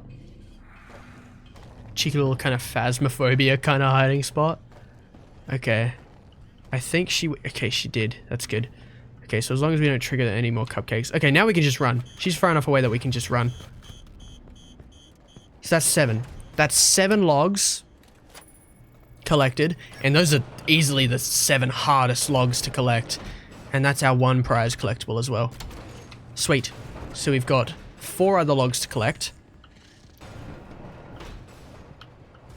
So there's log number 8 in the admin wing. That whole section with Chica in the admin wing, oh, that's tough. That's easily the toughest part of the game. Easily. Like, nothing even comes close. That's easily the toughest part of the game. We have our exec upgrade here, which is good. Now we're fully permissioned up, and that's going to be very helpful. We're sort of getting a little close to the end of the game. I'm surprised that even going as fast as I can, we're an hour and 30 minutes into the run. Like, that's pretty crazy. I am doing, like, essentially 100%, right? So I shouldn't be that surprised. Like, of course, this run is bound to be pretty long because of a good amount of the backtracking that needs to be done. Like, going back to the showrooms, that takes a lot of time. In a normal run, you would never have to go to the Storytime showroom. You'd never have to do that. But in this one, doing all collectibles, of course you have to go back there. Alright. This is log number 9. Back here, behind this desk, is log number 10. And through this door is log number 11, as well as the continuation of the story. Here's log number 11. Sweet. We got everything in the admin wing. So, now, check out this computer. Let's access the surveillance room. Moving bookshelf? No way. That's crazy. I wouldn't believe you even if you told me. Alright. Another console here. This is where we get the mimic blueprints. This is very story relevant. But who cares? We need to shut this door because Chica's on her way. And let's go through this vent. Sweet. Now, we're headed to the basement because we have to take a shortcut back because Chica got in our way. And that's a good place to split. Now the basement, more so than being an area to get collectibles, this part's also sort of challenging, but once you know what to do, you probably won't die. So, we need one log, here it is. Sweet. I kind of turned that was funny. Alright. Yep. Flick this lever, and look who it is. It's the White Tiger. Love this guy. So, in order to succeed at this section, we need to remain in the lights. I needed to step closer. I sort of wasted a bit of time there. So we need to sort of hopscotch between the lights, because if we stay in the dark for too long, we will be killed. And we also need to obviously not run into the tiger, because he will kill us. He is a lethal tiger with glowing blue and green eyes. Look at him. Fun guy. Ooh, careful. Alright, I need my next location, please. Okay. This way. So there's a different type of footstep when you've been in the dark for too long. Which is him starting to actually chase you. That, if you heard that, it's a different kind of footstep. I can go this way. He's in the way. Yep, he started coming after me there. I'm not sure where he is. I think I need to get visual on him. There we go. That's good. Sweet, okay. Just trying to, because the nice thing about this is that it's random too. So, and I think I can sprint this. Yep. He started chasing me, but we had enough time to go and grab this. When we have this in our hands, he can't like chase you, which is good. But then you're in trouble if you run it. You're still in trouble if you run into him. So don't do that. Hey, buddy. So we need to wait for this light to turn on. Sweet. Because we can't be in the dark for too long. That is an unfortunate situation. Okay. Yeah, I guess this is the only light we could go to. I think we can sprint here. Oh, that light's going to turn on for us, which is nice. Grab this, and on our way. Go through, follow the arrows. The arrows are guiding us on where to go. It's right there. Follow the lights still. Now that we don't have our plush, our Starbright. There we go. So we just have to stay in the light. That's all we have to worry about. not run into him, obviously. That would be quite silly if we were to do that. I think it wants us to go over there, which is kind of... Oh, okay, you could hear him. He was getting a little aggressive there. I think he's a bit more aggressive in this room, so we're going to test that. Yep, we heard 2 footsteps there. So now, this is pretty much the final section. We just need to make sure that we get to the end of this maze following the arrows. And not running into him. You saw him right there. He's kind of just spawning in. And he can spawn in front of you. In which case, you know, that can be quite rude. So let's just make sure we're going the right way. Follow the arrows. Follow the arrows, don't run into him. And we should be good. We can't run while we're holding this also. I guess it's too big. There's our pedestal, and we're done. We're done with the basement. We never have to go back there again. Ooh, scary. Okay. I joke a little bit. I mean, it is a spooky section, right? And it legitimately terrified me the first few times I went through it. Not even just the first time. The fact that it got me the first few times is pretty impressive, I have to say. But that's that. Now we have to get the last few logs and prizes. There's not that much left to get before we move on to the finale, the ending section of this game. So right away, here's our first log. So now we need 4 more logs and 4 more prizes. Right away, we've got our first prize right here, which we could have gotten at the beginning of the game, but because it kind of saves us a few seconds, we're getting it now instead. Alright, I forgot that you have to actually open the door. Okay, put the hat in the thing. So that's 1-1. Now, the rest of what we need to get is sort of back this way. Open this up. We already got that. I remember. We can open this door using the code 26294. So again, we're at 1-1.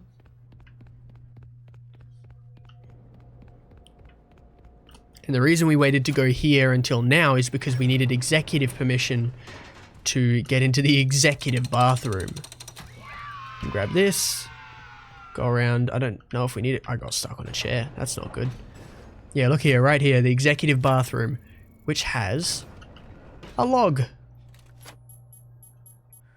So that's 2-1. There we go.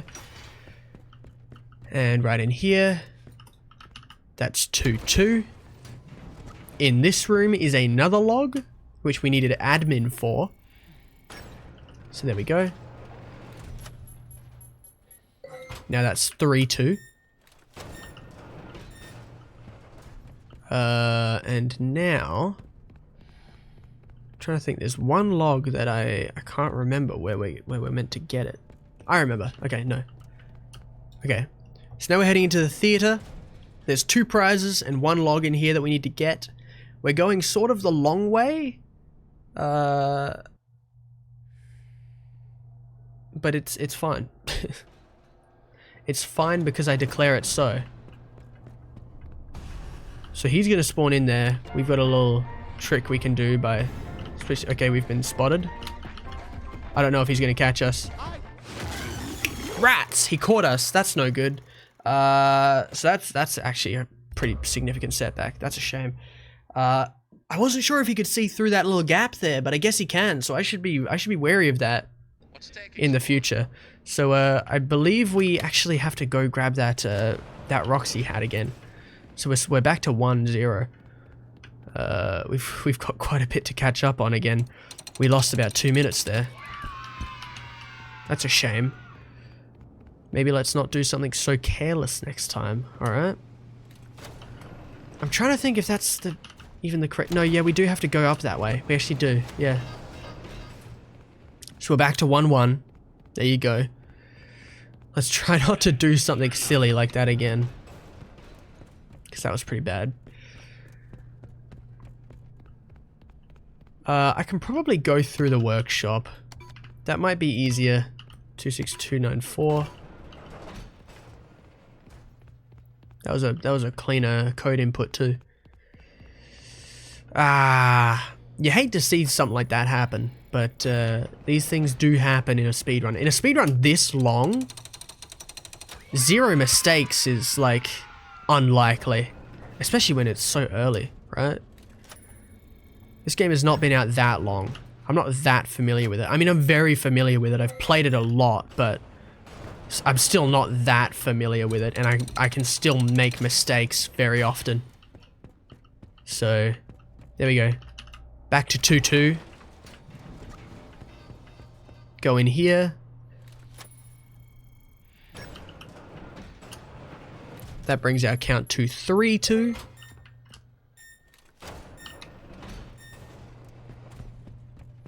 And now let's try going through the workshop instead.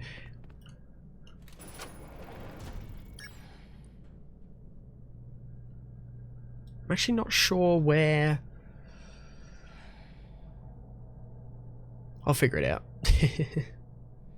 Because this luckily for me, even though the load remover isn't doing it, that time with the circular loading gets cut out, so we don't have to worry about it. I shouldn't be going this way. Okay. Mistakes are made immediately. This is the wrong way to go. I need to go back like immediately. So that's kind of silly.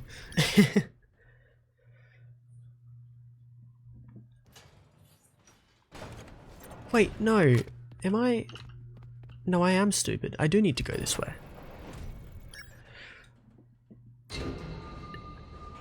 I'm working things out, man. This is the part that I didn't really have not scripted, like routed very well. Either way, we've got a prize here. And we've got a log here. So that brings us to 4-3, I believe. Yes, that does. It brings us to 4-3. And now we're going back. Now we're going back.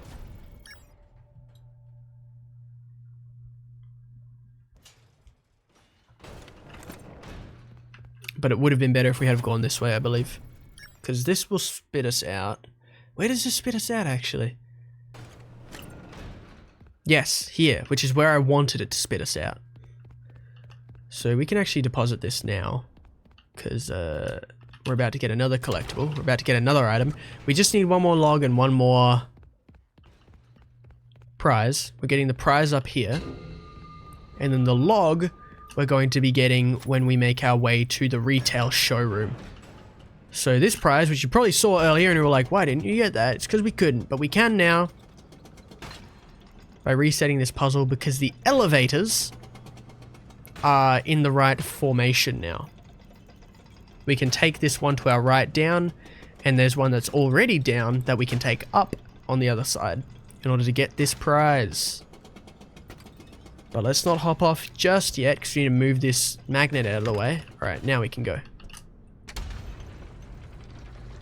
So I did a practice run this morning, actually, so I've been playing a lot of Secret of the Mimic today.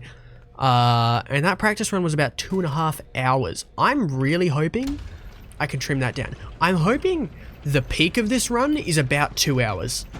I think with some really, really expert routing, you could probably get it there. There's our prize, and we need to make it, whoa, I had a stroke right there. Not a real one, but, wow. We need to make our way to the retail showroom. And I think, rather than taking that, it would be a waste of time to take that up.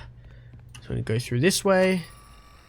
I haven't used this door yet, so should have expected that. Back into the workshop. Come on, video game. I pity the verifiers, of which I am one. But I won't be verifying this run, but I pity the verifiers having to... This is the wrong way. Oh, I'm making so many mistakes on where to go. It's just the fact that there's so many load zones in this area, man. There's so many. Luckily, all this is getting taken out of the final time, but it's not me doing the work to cut that time out. It's someone else putting in their volunteer hours to retime this run. And of course, I know from experience, I appreciate it very much. The work that goes into retiming my silly mistakes. Oh, they're so silly. Alright. So we're probably not going to depot this until we make our way to the retail showroom, which is all the way on the other side of the building, which is why we've left it for last. We haven't had to come back here the entire time. I mean, we did to go to the showrooms, right? But at that point we didn't have executive access, so we couldn't have gone down here to do this at that time. But now that we do have executive access, we can do that. So it's good for us to get everything. Hopefully the Mimic doesn't get like right in our way, like it could be, right? I think it is kind of close to us. But we're lucky enough we got to the door. We don't need to deal with that anymore. Get out of here. Sweet. So, I am going to depot this in here. I think I could probably take it to the elevator, but whatever. It's just a door. Chuck that in there. It's a few seconds. That's all of the that's not all of the loot. That's 4 logs and 4 prizes obtained. We just got to make our way over here. And there's a code here, which I know the code, 80625. And there's our 5th log. And that's the 4 AM loot shenanigans. Finished. Hop in this elevator. And now we've got the moon section. This is fun. I like this guy. I hope we get to hear him sing his funny song. Where am I going? So I need this star bright. We need to complete a power puzzle. So I believe stepping in there spawned him in that spot. So that's kind of a little bit of a manipulation you can do there. You can spawn him in that quadrant, and then we can go to a different quadrant. As it's kind of like a little bit of a bait and switch. Yep, through here. And in the center of this room, we've got a pedestal.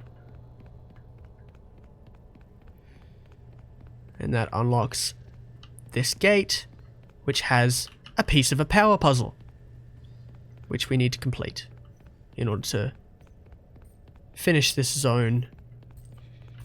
Okay, I've like gone the complete wrong direction.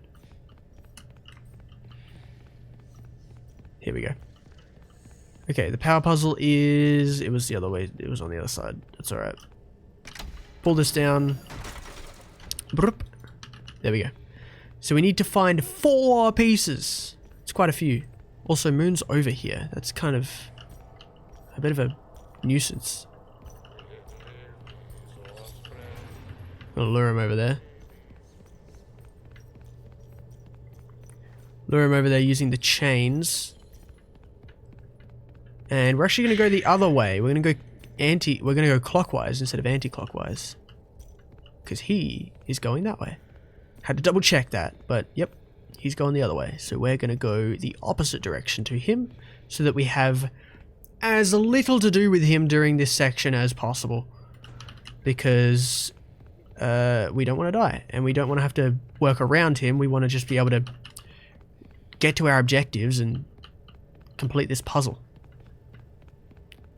So there's another piece. Sweet. Let's go back to the toy. Pick it up again. So yeah, we need to bring this toy with us, which is funny because carrying this thing means you can't run anymore. Which actually makes this section, the first time you do it, really freaky.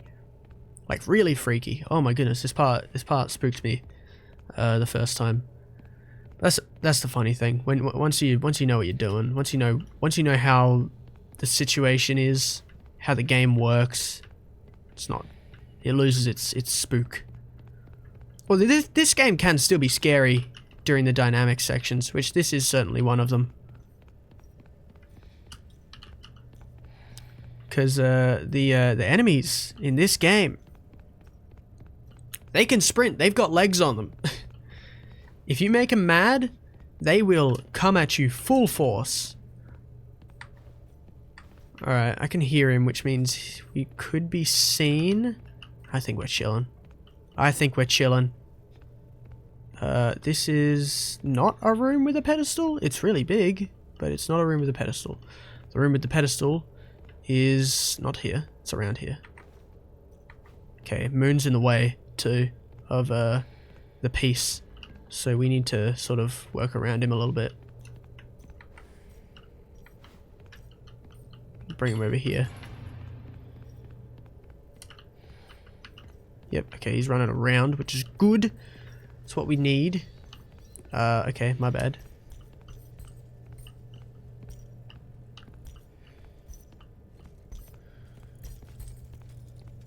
I need to be kind of... Oh, jeez.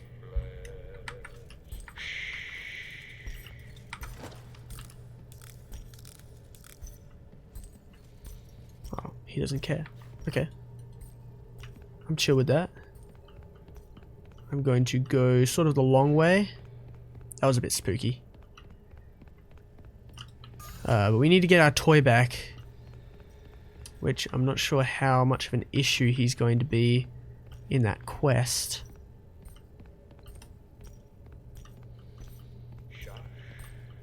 Okay, he's not going to be too much of an issue. That's good. We just need to make our way back now. Narrowly avoiding him. And boop, we need this door open in a second. And we can do our puzzle. Are you kidding me? Why is it going? Why is it on it? Why is it going? What? That seems rude. I guess it had like started. That's ridiculous. That wastes a bunch of time, which I'm not a fan of. Not a fan of wasting time. It's a thing. That's why I'm doing a speed run, because I don't like wasting time. Alright, that's good. Yes, it is. Alright, so while that's completing, the Starbright that we put in that pedestal allows us to open this room, which has the one log that we're here to get. And completing that puzzle... Really? I have to... How much longer would you like me to wait? I don't have all day. Completing that puzzle opens this door, which has, you probably guessed, the one prize that we need. David's ball. How about that? We can depot it right here. Nice and efficient. And now, that's everything that we need to collect before initiating the ending. That's everything we need to collect in Murray's Costume Manor. That's not true. There's 2 more logs that we need to collect in the manor itself. But how about that? We're almost done. The ending section can take a little bit because it's there's 2 significant gameplay sequences that can be a little bit tricky. Require a little bit of maneuvering. I should have split already. I should have split. Or I could actually I won't split. I'll split when we hit parachute. Cuz that's what the split is called. Once we activate parachute.exe, then I'll split. Now, I'm going to reliably assume that we have everything. So I'm not going to check numbers because we're about to hit a point of no return. And so that's why it's kind of like, if we've missed something, we're not going to be able to go back and get it. So hopefully, and I trust myself. I ran this once. I made sure that this is everything. Hopefully, that's all we need. Parachute. So now we've reached the point of no return. Down here. Sweet. I love Andy's monologue. I thought you were different. Oh, he's so cool. He's so cool. He's so cool. This has got to be... I mean, just by virtue of the fact that Andy has probably the most lines he's ever had in a FNAF game, this is probably his best role. It's a shame that he's not an actual character. Like, he's just Fiona, right? In the story. Spoilers. But he's so cool. I love that he gets a monologue. You can tell that Scott Cawthon writing is back, and it is so back. I'm so happy. Just the fact, like, oh, Scott Cawthon better be writing every game from now on. Until he actually retires, he better be writing all the games. I can't not have this quality in the future. Now that I've had it, I need to continue having it. Start the goodbye show. We're leaving. No. I'm so sad. Hit this button. Turns out this is an elevator.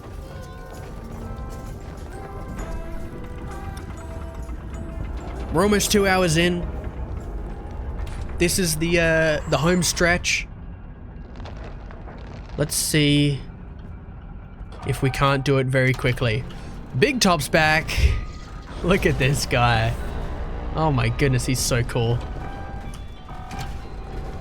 Alright. Predict it's gonna be one of these two.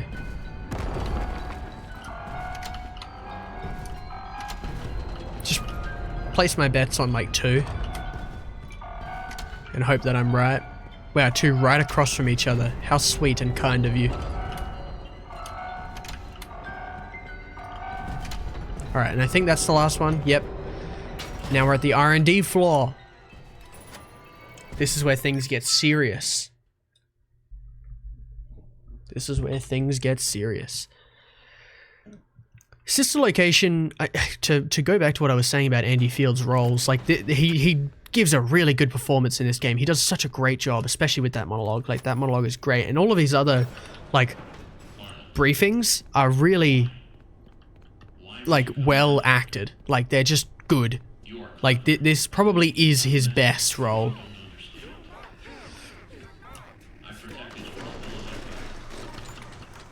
Yeah, it probably is. Like, I've been hesitant to, like, full-throated, like, just say that, but this probably is his best role. Sister Location was really good, but this has got to be his best role, man. Alright, so.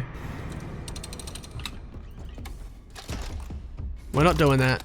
You're not doing that. I'm not letting you do that. Okay. So, we need to drain the power to the office by placing our spring-lock costumes in front of the cameras so that he shuts the door, while narrowly avoiding the mimic, but it's okay. I don't have a strategy for this, but I'm just kind of winging it, and it's working pretty well so far. There are 2 logs that we have to get in this section, but the first one is on the other side of where we are, and the other one is after this segment.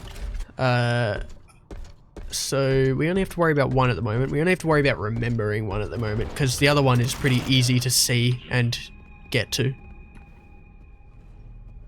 Now, how in the way is the mimic going to be?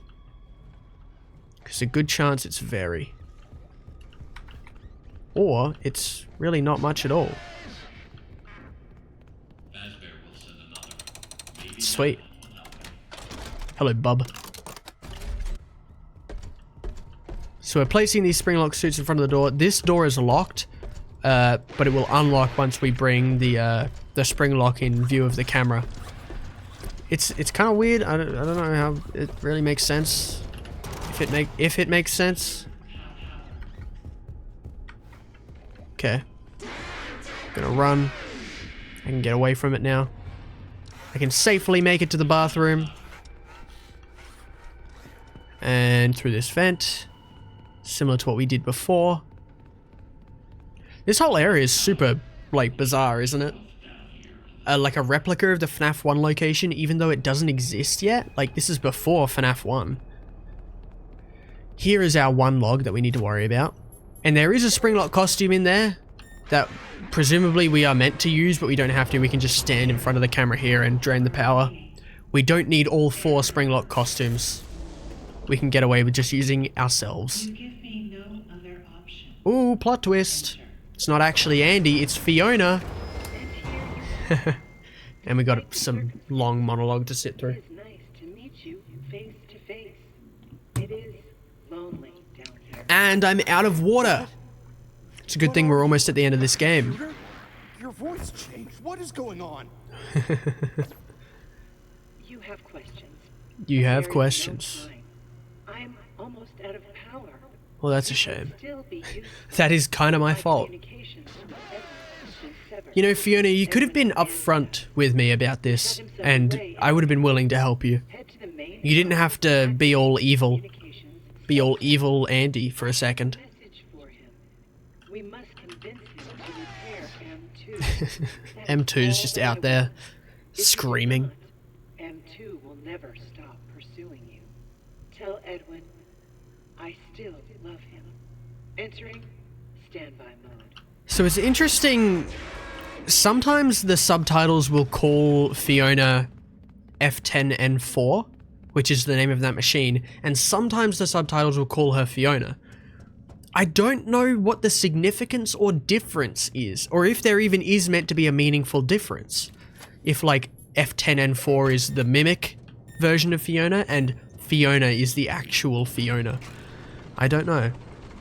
I don't know if that's like a distinction that the game is trying to get us to pay attention to. I'm gonna hit it there. Evening/morning, Mr. Murray. Hit the Time is hit the old. 5 a.m. I guess I could wait. I think I'll wait till the elevator. That's a more reliable time to split. Here are today's facts. I love facts. Faz facts. Fazbear project. Over budget. Behind schedule. So the Fazbear project is the restaurant project, which is the first Freddy Fazbear's Pizza, which is the FNAF 1 location. 11. Loan payments are past due. Legal status. You have received 20. Presumably, like you'd assume that, right? Because this is before Fazbear, not before Fazbear Entertainment is founded, but this is before Freddy Fazbear's Pizza as a chain exists, because you have those Faz tokens that say Freddy Fazbear's Pizza since 1983. Productivity. So that's when the first Freddy's opens End of update. properly. In summary, nothing to worry about. You got this. And so the Fazbear project is the restaurant project, which is Edwin helping Henry and William set up the first Freddy Fazbear's Pizza, and we see the layout of the first Freddy's in that area earlier, and the FNAF 1 animatronics. So that is the first confirmed. This game confirms that building from FNAF 1, even though it's not the first, even though it's a sequel to FNAF 2, that restaurant is the first Freddy's. So we can be kind of not sneaky at all here. Sneaky, no, the opposite. Because we're in the Murray house now. And there's one log and one prize for us to collect. The prize is actually in the home. The log is sort of a little bit later when we complete the puzzle. There is a code that we need to find, but that code is random. This is one of the few codes in the game that is random. So we've got to actually go and get that. So there are 5 tapes that we need to find, and at the end of each tape we will get one of the numbers for the code. And they're all in these safes. And they're color-coded in order to clue us in on the order that we need to get the code in. So let's see, I'm hoping the mimic is upstairs. It sounds like it is. That's not upstairs. But it decided to not really chase me there. So that's fun. I like that. That allows me to get away with sort of doing a little loop-de-loop. Sometimes the mimic decides, alright, it's time to chase faster than Usain Bolt. Sometimes the mimic runs at you like a security breach animatronic. I don't really know what the difference is. I think the difference is whether or not he fully sees you. If he fully sees you, then you're in trouble and he's going to sprint at you. And there's nothing you can do about it. Pretty much. Alright, let's see. I think he's upstairs. I think he's actually upstairs this time. So that's nice. We got pink.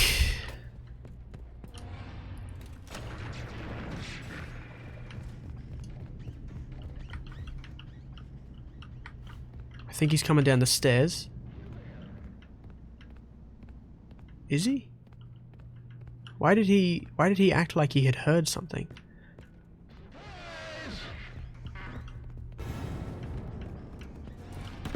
So like I said about him seeing me, I don't think he saw me get in the closet, but that was spooky. So he's heard something, but he heard it upstairs and then went somewhere upstairs. That was really weird. What did he hear? I don't know. He's acting a little bit strange, and he's wandering. He's searching, which is frustrating because it's wasting a bunch of time. Also, you can see the autosave symbol in the bottom right. If you go too quickly through this game, that kind of just remains, which is funny, but also kind of annoying because, like, go away. Okay. So, there's 3 items we have to collect up here. And instead of going up and down the stairs 3 times, I'm going to drop them off at the edge of this vent. There's 2 films and the collectible that we need to collect. That's what you do with collectibles. How about that? Okay. Drop that there. And now, nice and quick, we're going to do 2 things. We're going to, I guess we'll hit this button, why not? Yep, he heard that. That's good. I'm glad. But I want to get him as far away as possible, so I'm also going to trigger that. So he's on his way, man. He's going far away, which is what we want. Because we need the time to get all of this stuff back into our little hub room.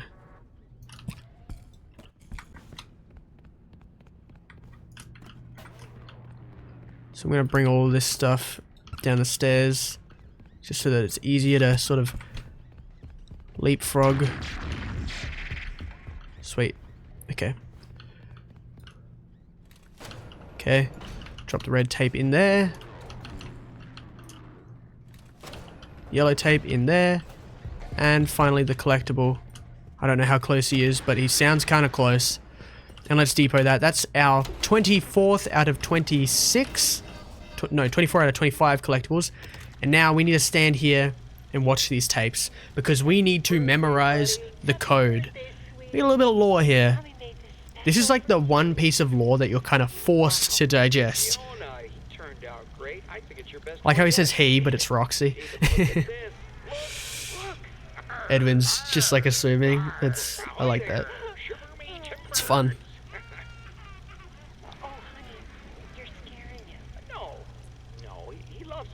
I also like that it's Roxy and she has 2 eye patches. That's very ironic. So that's a 9, so keep that in mind. Our first number is 9. Put the tape on, please. So 9. Remember that. Put it in the chat. Keep track of it for me, because I'll forget. 9. I wonder what room this is. I haven't actually worked out which room this is, but I think it's one of... Oh my goodness, my throat. Yeah, I've run out of water, so I can't wet my throat anymore. So it's just gonna be dry for the rest of the playthrough. Speedrun. This ain't no normal. This ain't your granny's playthrough, alright? We're speedrunning. There's just some things we have to wait for. But yeah, I got no more water. What a shame. Ah. Alright. Edwin is neglecting his son's 2nd birthday. We're doing the cake in 5 minutes, with or without you. Yeah. Alright, so our first number is 9. What's our second number? 6. 9, 6. Okay. Come on, this is so frustrating to put the tapes on for some reason. 9, 6. Remember that. Put it in the chat. Just keep track of it for me, because I'll forget. 9, 6. Happy birthday, buddy. See, beyond that joke is the fact that I'm not allowed to forget, because if I forget, that's a massive time loss. 9, 6. Oh man. In between the 2nd and 3rd birthday, Mummy's gone.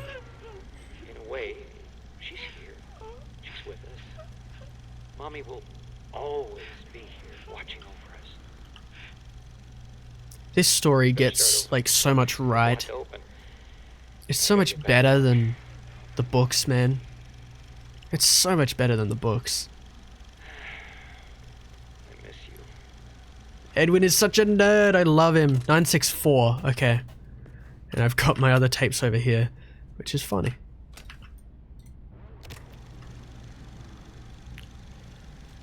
964. It's around here somewhere. It's around here somewhere. Oh, you're cold. Getting hotter, hotter, burning up. I like that. It's a reference to Ruin in the menu when you get closer to the mimic. Okay, I need you to 964.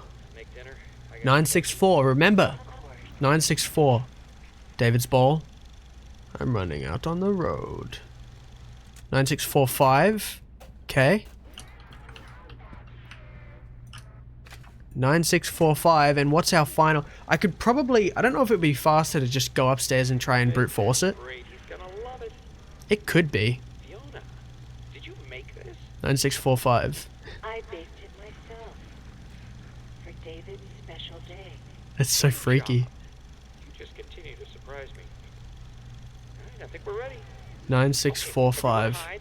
Fiona, go get it. By the way, I'm staying in this spot because if you move anywhere else in this room, the number won't show up on the screen. So you have to stay standing here or the number won't show up and you won't get the digit for the code. 96458. 96458. Let's put that in. I think he's upstairs.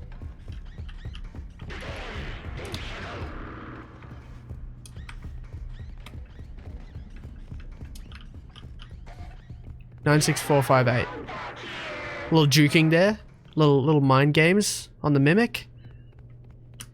9645 and here it is. Here we go. The moment you've all been waiting for. There's the log that we need to grab in the Murray home. So now we're only missing that white tiger. But we need to get the ending first, because the only way that we're going to get that white tiger is by achieving, is by starting a new game plus, which we can only get to by getting this ending. Run the cradle.exe. It's the mimic. Shut the door. Alright, it's chase time. Run over here, turn on this generator.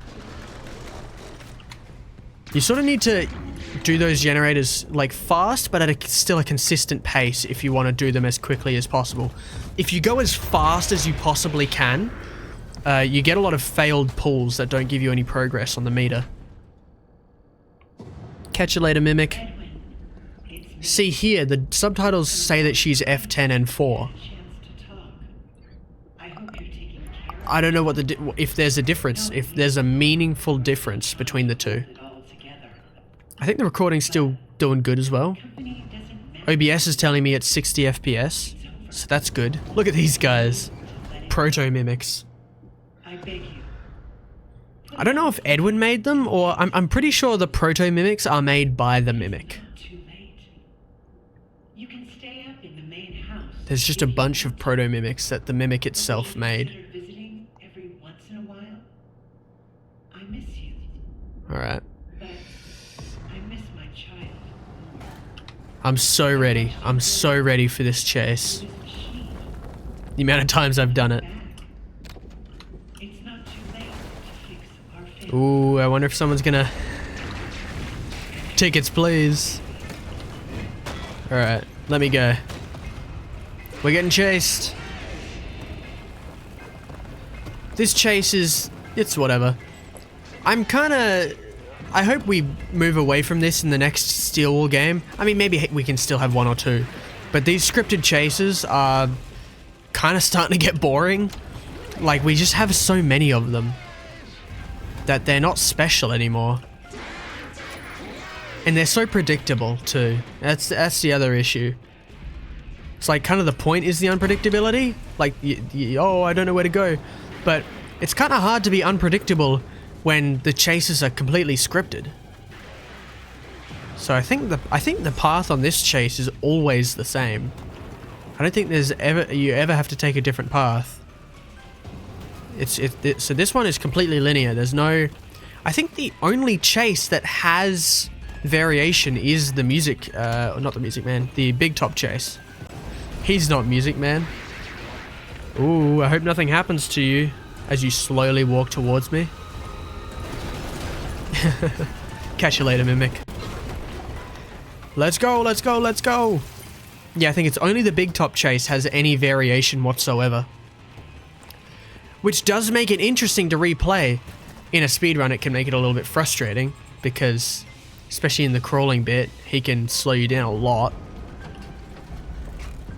Hey there! Time for us to say goodbye. Now, I'm not sure if the credits, Inspired by our showroom tour. which we're about to meet Mr. Credits, I'm not sure if that gets timed out for the speedrun. I hope it does, because they're very long, and you have to sit through them in order to unlock New Game Plus. If you decide to quit out, and then go back in, no such luck. You don't get New Game Plus. You'll get set back to your last autosave, which I couldn't possibly tell you where that is, because the autosave symbol has been on the screen for the last 10 minutes. It's okay. Actually, I think it's been on the screen for the last, like, 30 minutes. It's been on the screen for a really long time. This door also takes a really long time to open. I think it's because it's loading. If I pause, I think it'll load. So let's give it a second. Otherwise, this is all being timed back into the run, because this doesn't count as a loading pause. But I'm pretty sure pausing will allow things to load. And then we can get out. Now we just straight up have to wait. That's messed up, man. There's just a long... Why? Why is there like a timer? I don't get that. Alright. We're back in the retail showroom and it's looked better. Everything is on fire. And now we're leaving. Back to our van. We're getting chased by proto-mimics, but bye-bye. I'm going to consider that the Murray home split. So now we've only got one more prize to collect, but you're probably thinking, wait a second, we just finished the game. Shouldn't the run be over? No, because only, and I think I've said this before, but only one of the collectibles you can only get during a New Game Plus. Which is why we have to get this ending before ending the run. Because we need to get this ending, watch through it, and then we need to go into New Game Plus and collect the final collectible, which means going through the intro segment again. Oh, look who it is. It's the Mimic. What's he doing? Oh, my neck, except he's not grabbing my neck, he's grabbing the data diver. What is so important about that thing? I really wonder.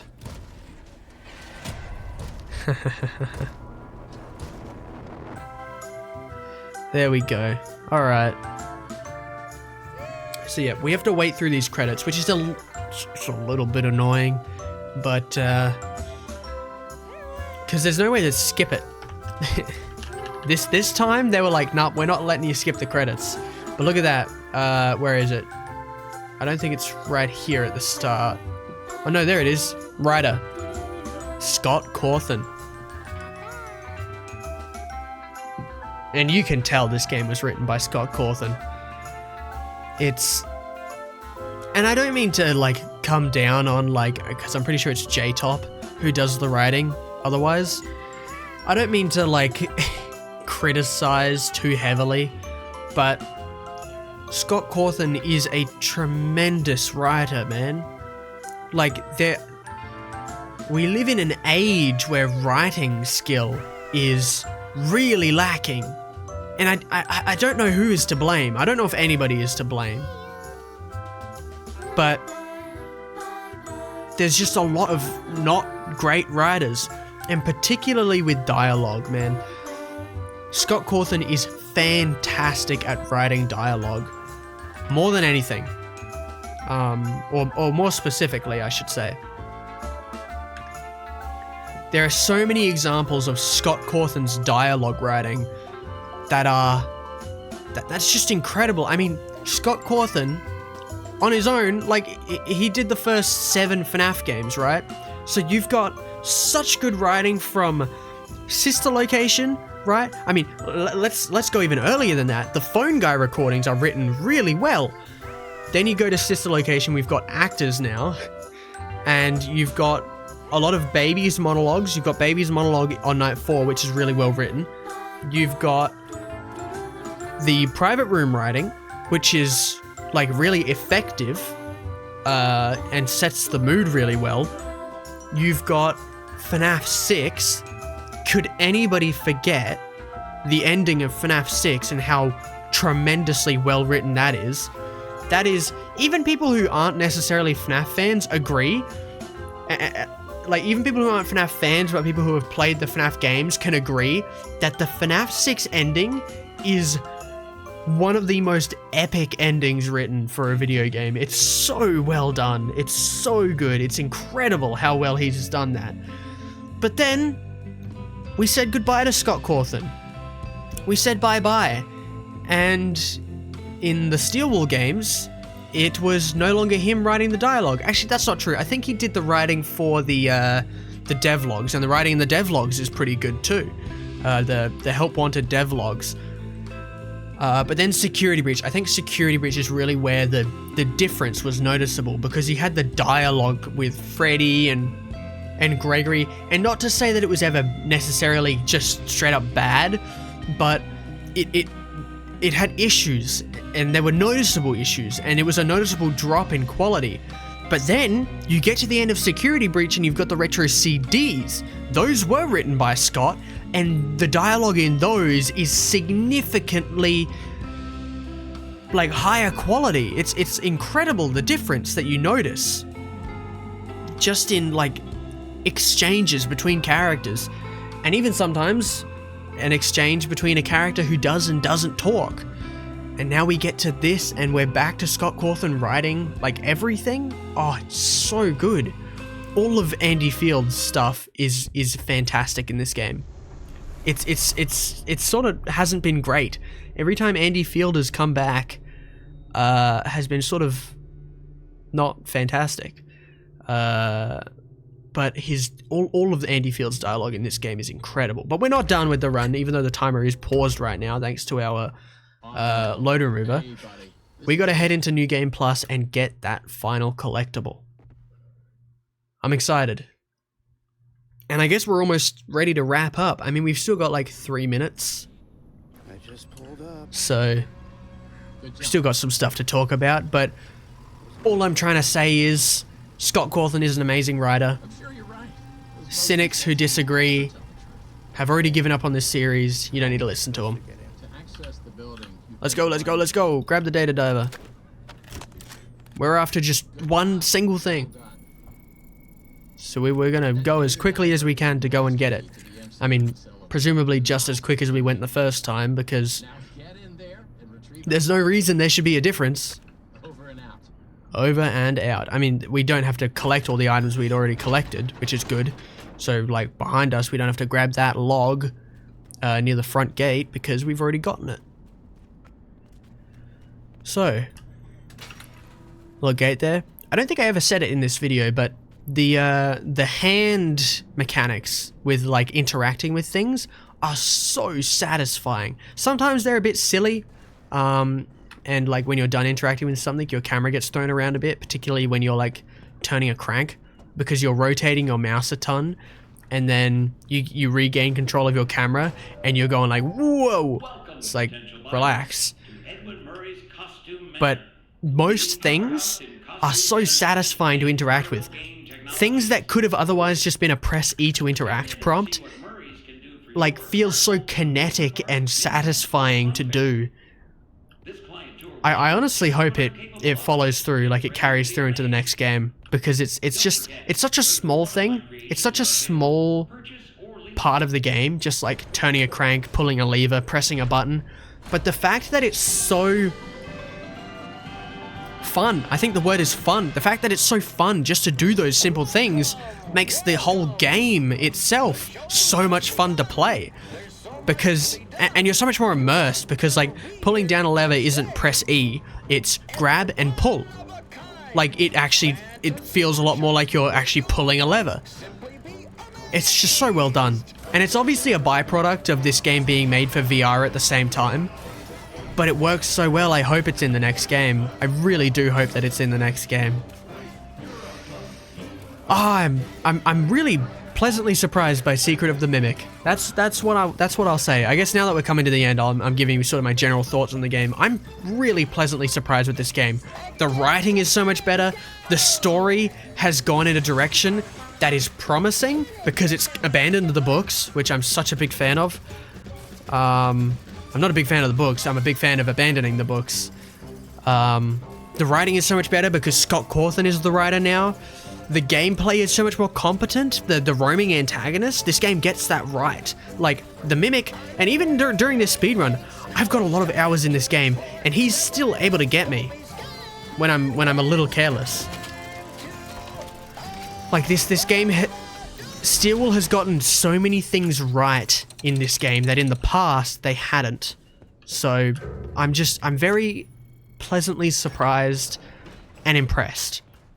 Like, Steelwool did a really good job with this.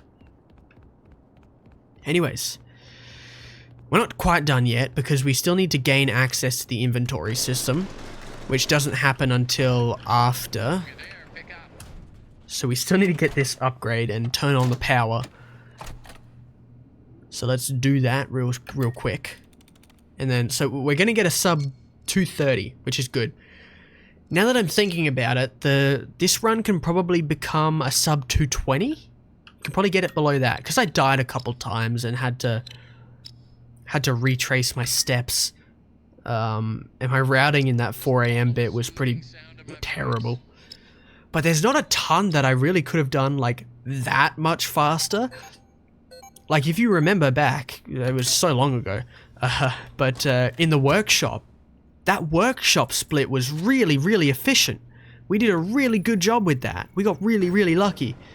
And I don't know if I'll ever get a workshop split that lucky again. So I really don't think there's much other than dying that I could have done that much faster. I think this route is pretty much solid. Like I don't know where improvements can be made apart from 4 AM. But yeah, I can probably get this one below 220. But that's for another day, for sure. That's another day. That's not a today thing because my throat is dying. Oh my goodness, I have been talking for so long. Let's sprint, let's make our way back to the office. And if you remember what we did at the beginning, we're going to do that again. Whether or not, you know, what we end up doing might take this from a skipless run into a no major skips run. Which is fine. That's okay. I can live with that. We're running back so that we can skip. I guess it is technically a skip, yeah, because that's what we're doing. We're skipping having to wait for Andy to tell us to access the inventory machine. Unloading and reloading the zone so that we can access the inventory machine right away. And the moment that we depot this collectible, that's time. And where is the collectible? You've probably seen it already, but it's right here in the security office. And what is it? It's the white tiger. How fun. There we go. We did it. That's all collectibles in Secret of the Mimic. Now let's double check that. And there is a way that we can check that, is we can head into here and check out. Moon.exe keeps track of our collectibles. 25 out of 25. Cool. And now let's take a look at our logs. I believe there are 61? So let's count. 1, 2, 3. So starting here. 1, 2, 3, 4, 5, 6, 7, 8, 9, 10, 11, 12, 13, 14, 15, 16, 17, 18, 19, 20, 21, 22, 23, 24, 25, 26, 27, 28, 29, 30, 31, 32, 33, 34, 35, 36, 37, 38, 39, 40, 41, 42, 43, 44, 45, 46, 47, 48, 49, 50, 51, 52, 53, 54, 55, 56, 57, 58, 59, 60, 61. That is every collectible in the game. I hope you enjoyed this speedrun. Definitely if you made it to the end of this, thank you very much. I appreciate it. You know, on this channel, the stuff that gets views is the My Singing Monsters videos. because I mean those are edited, right? This is a completely unedited video.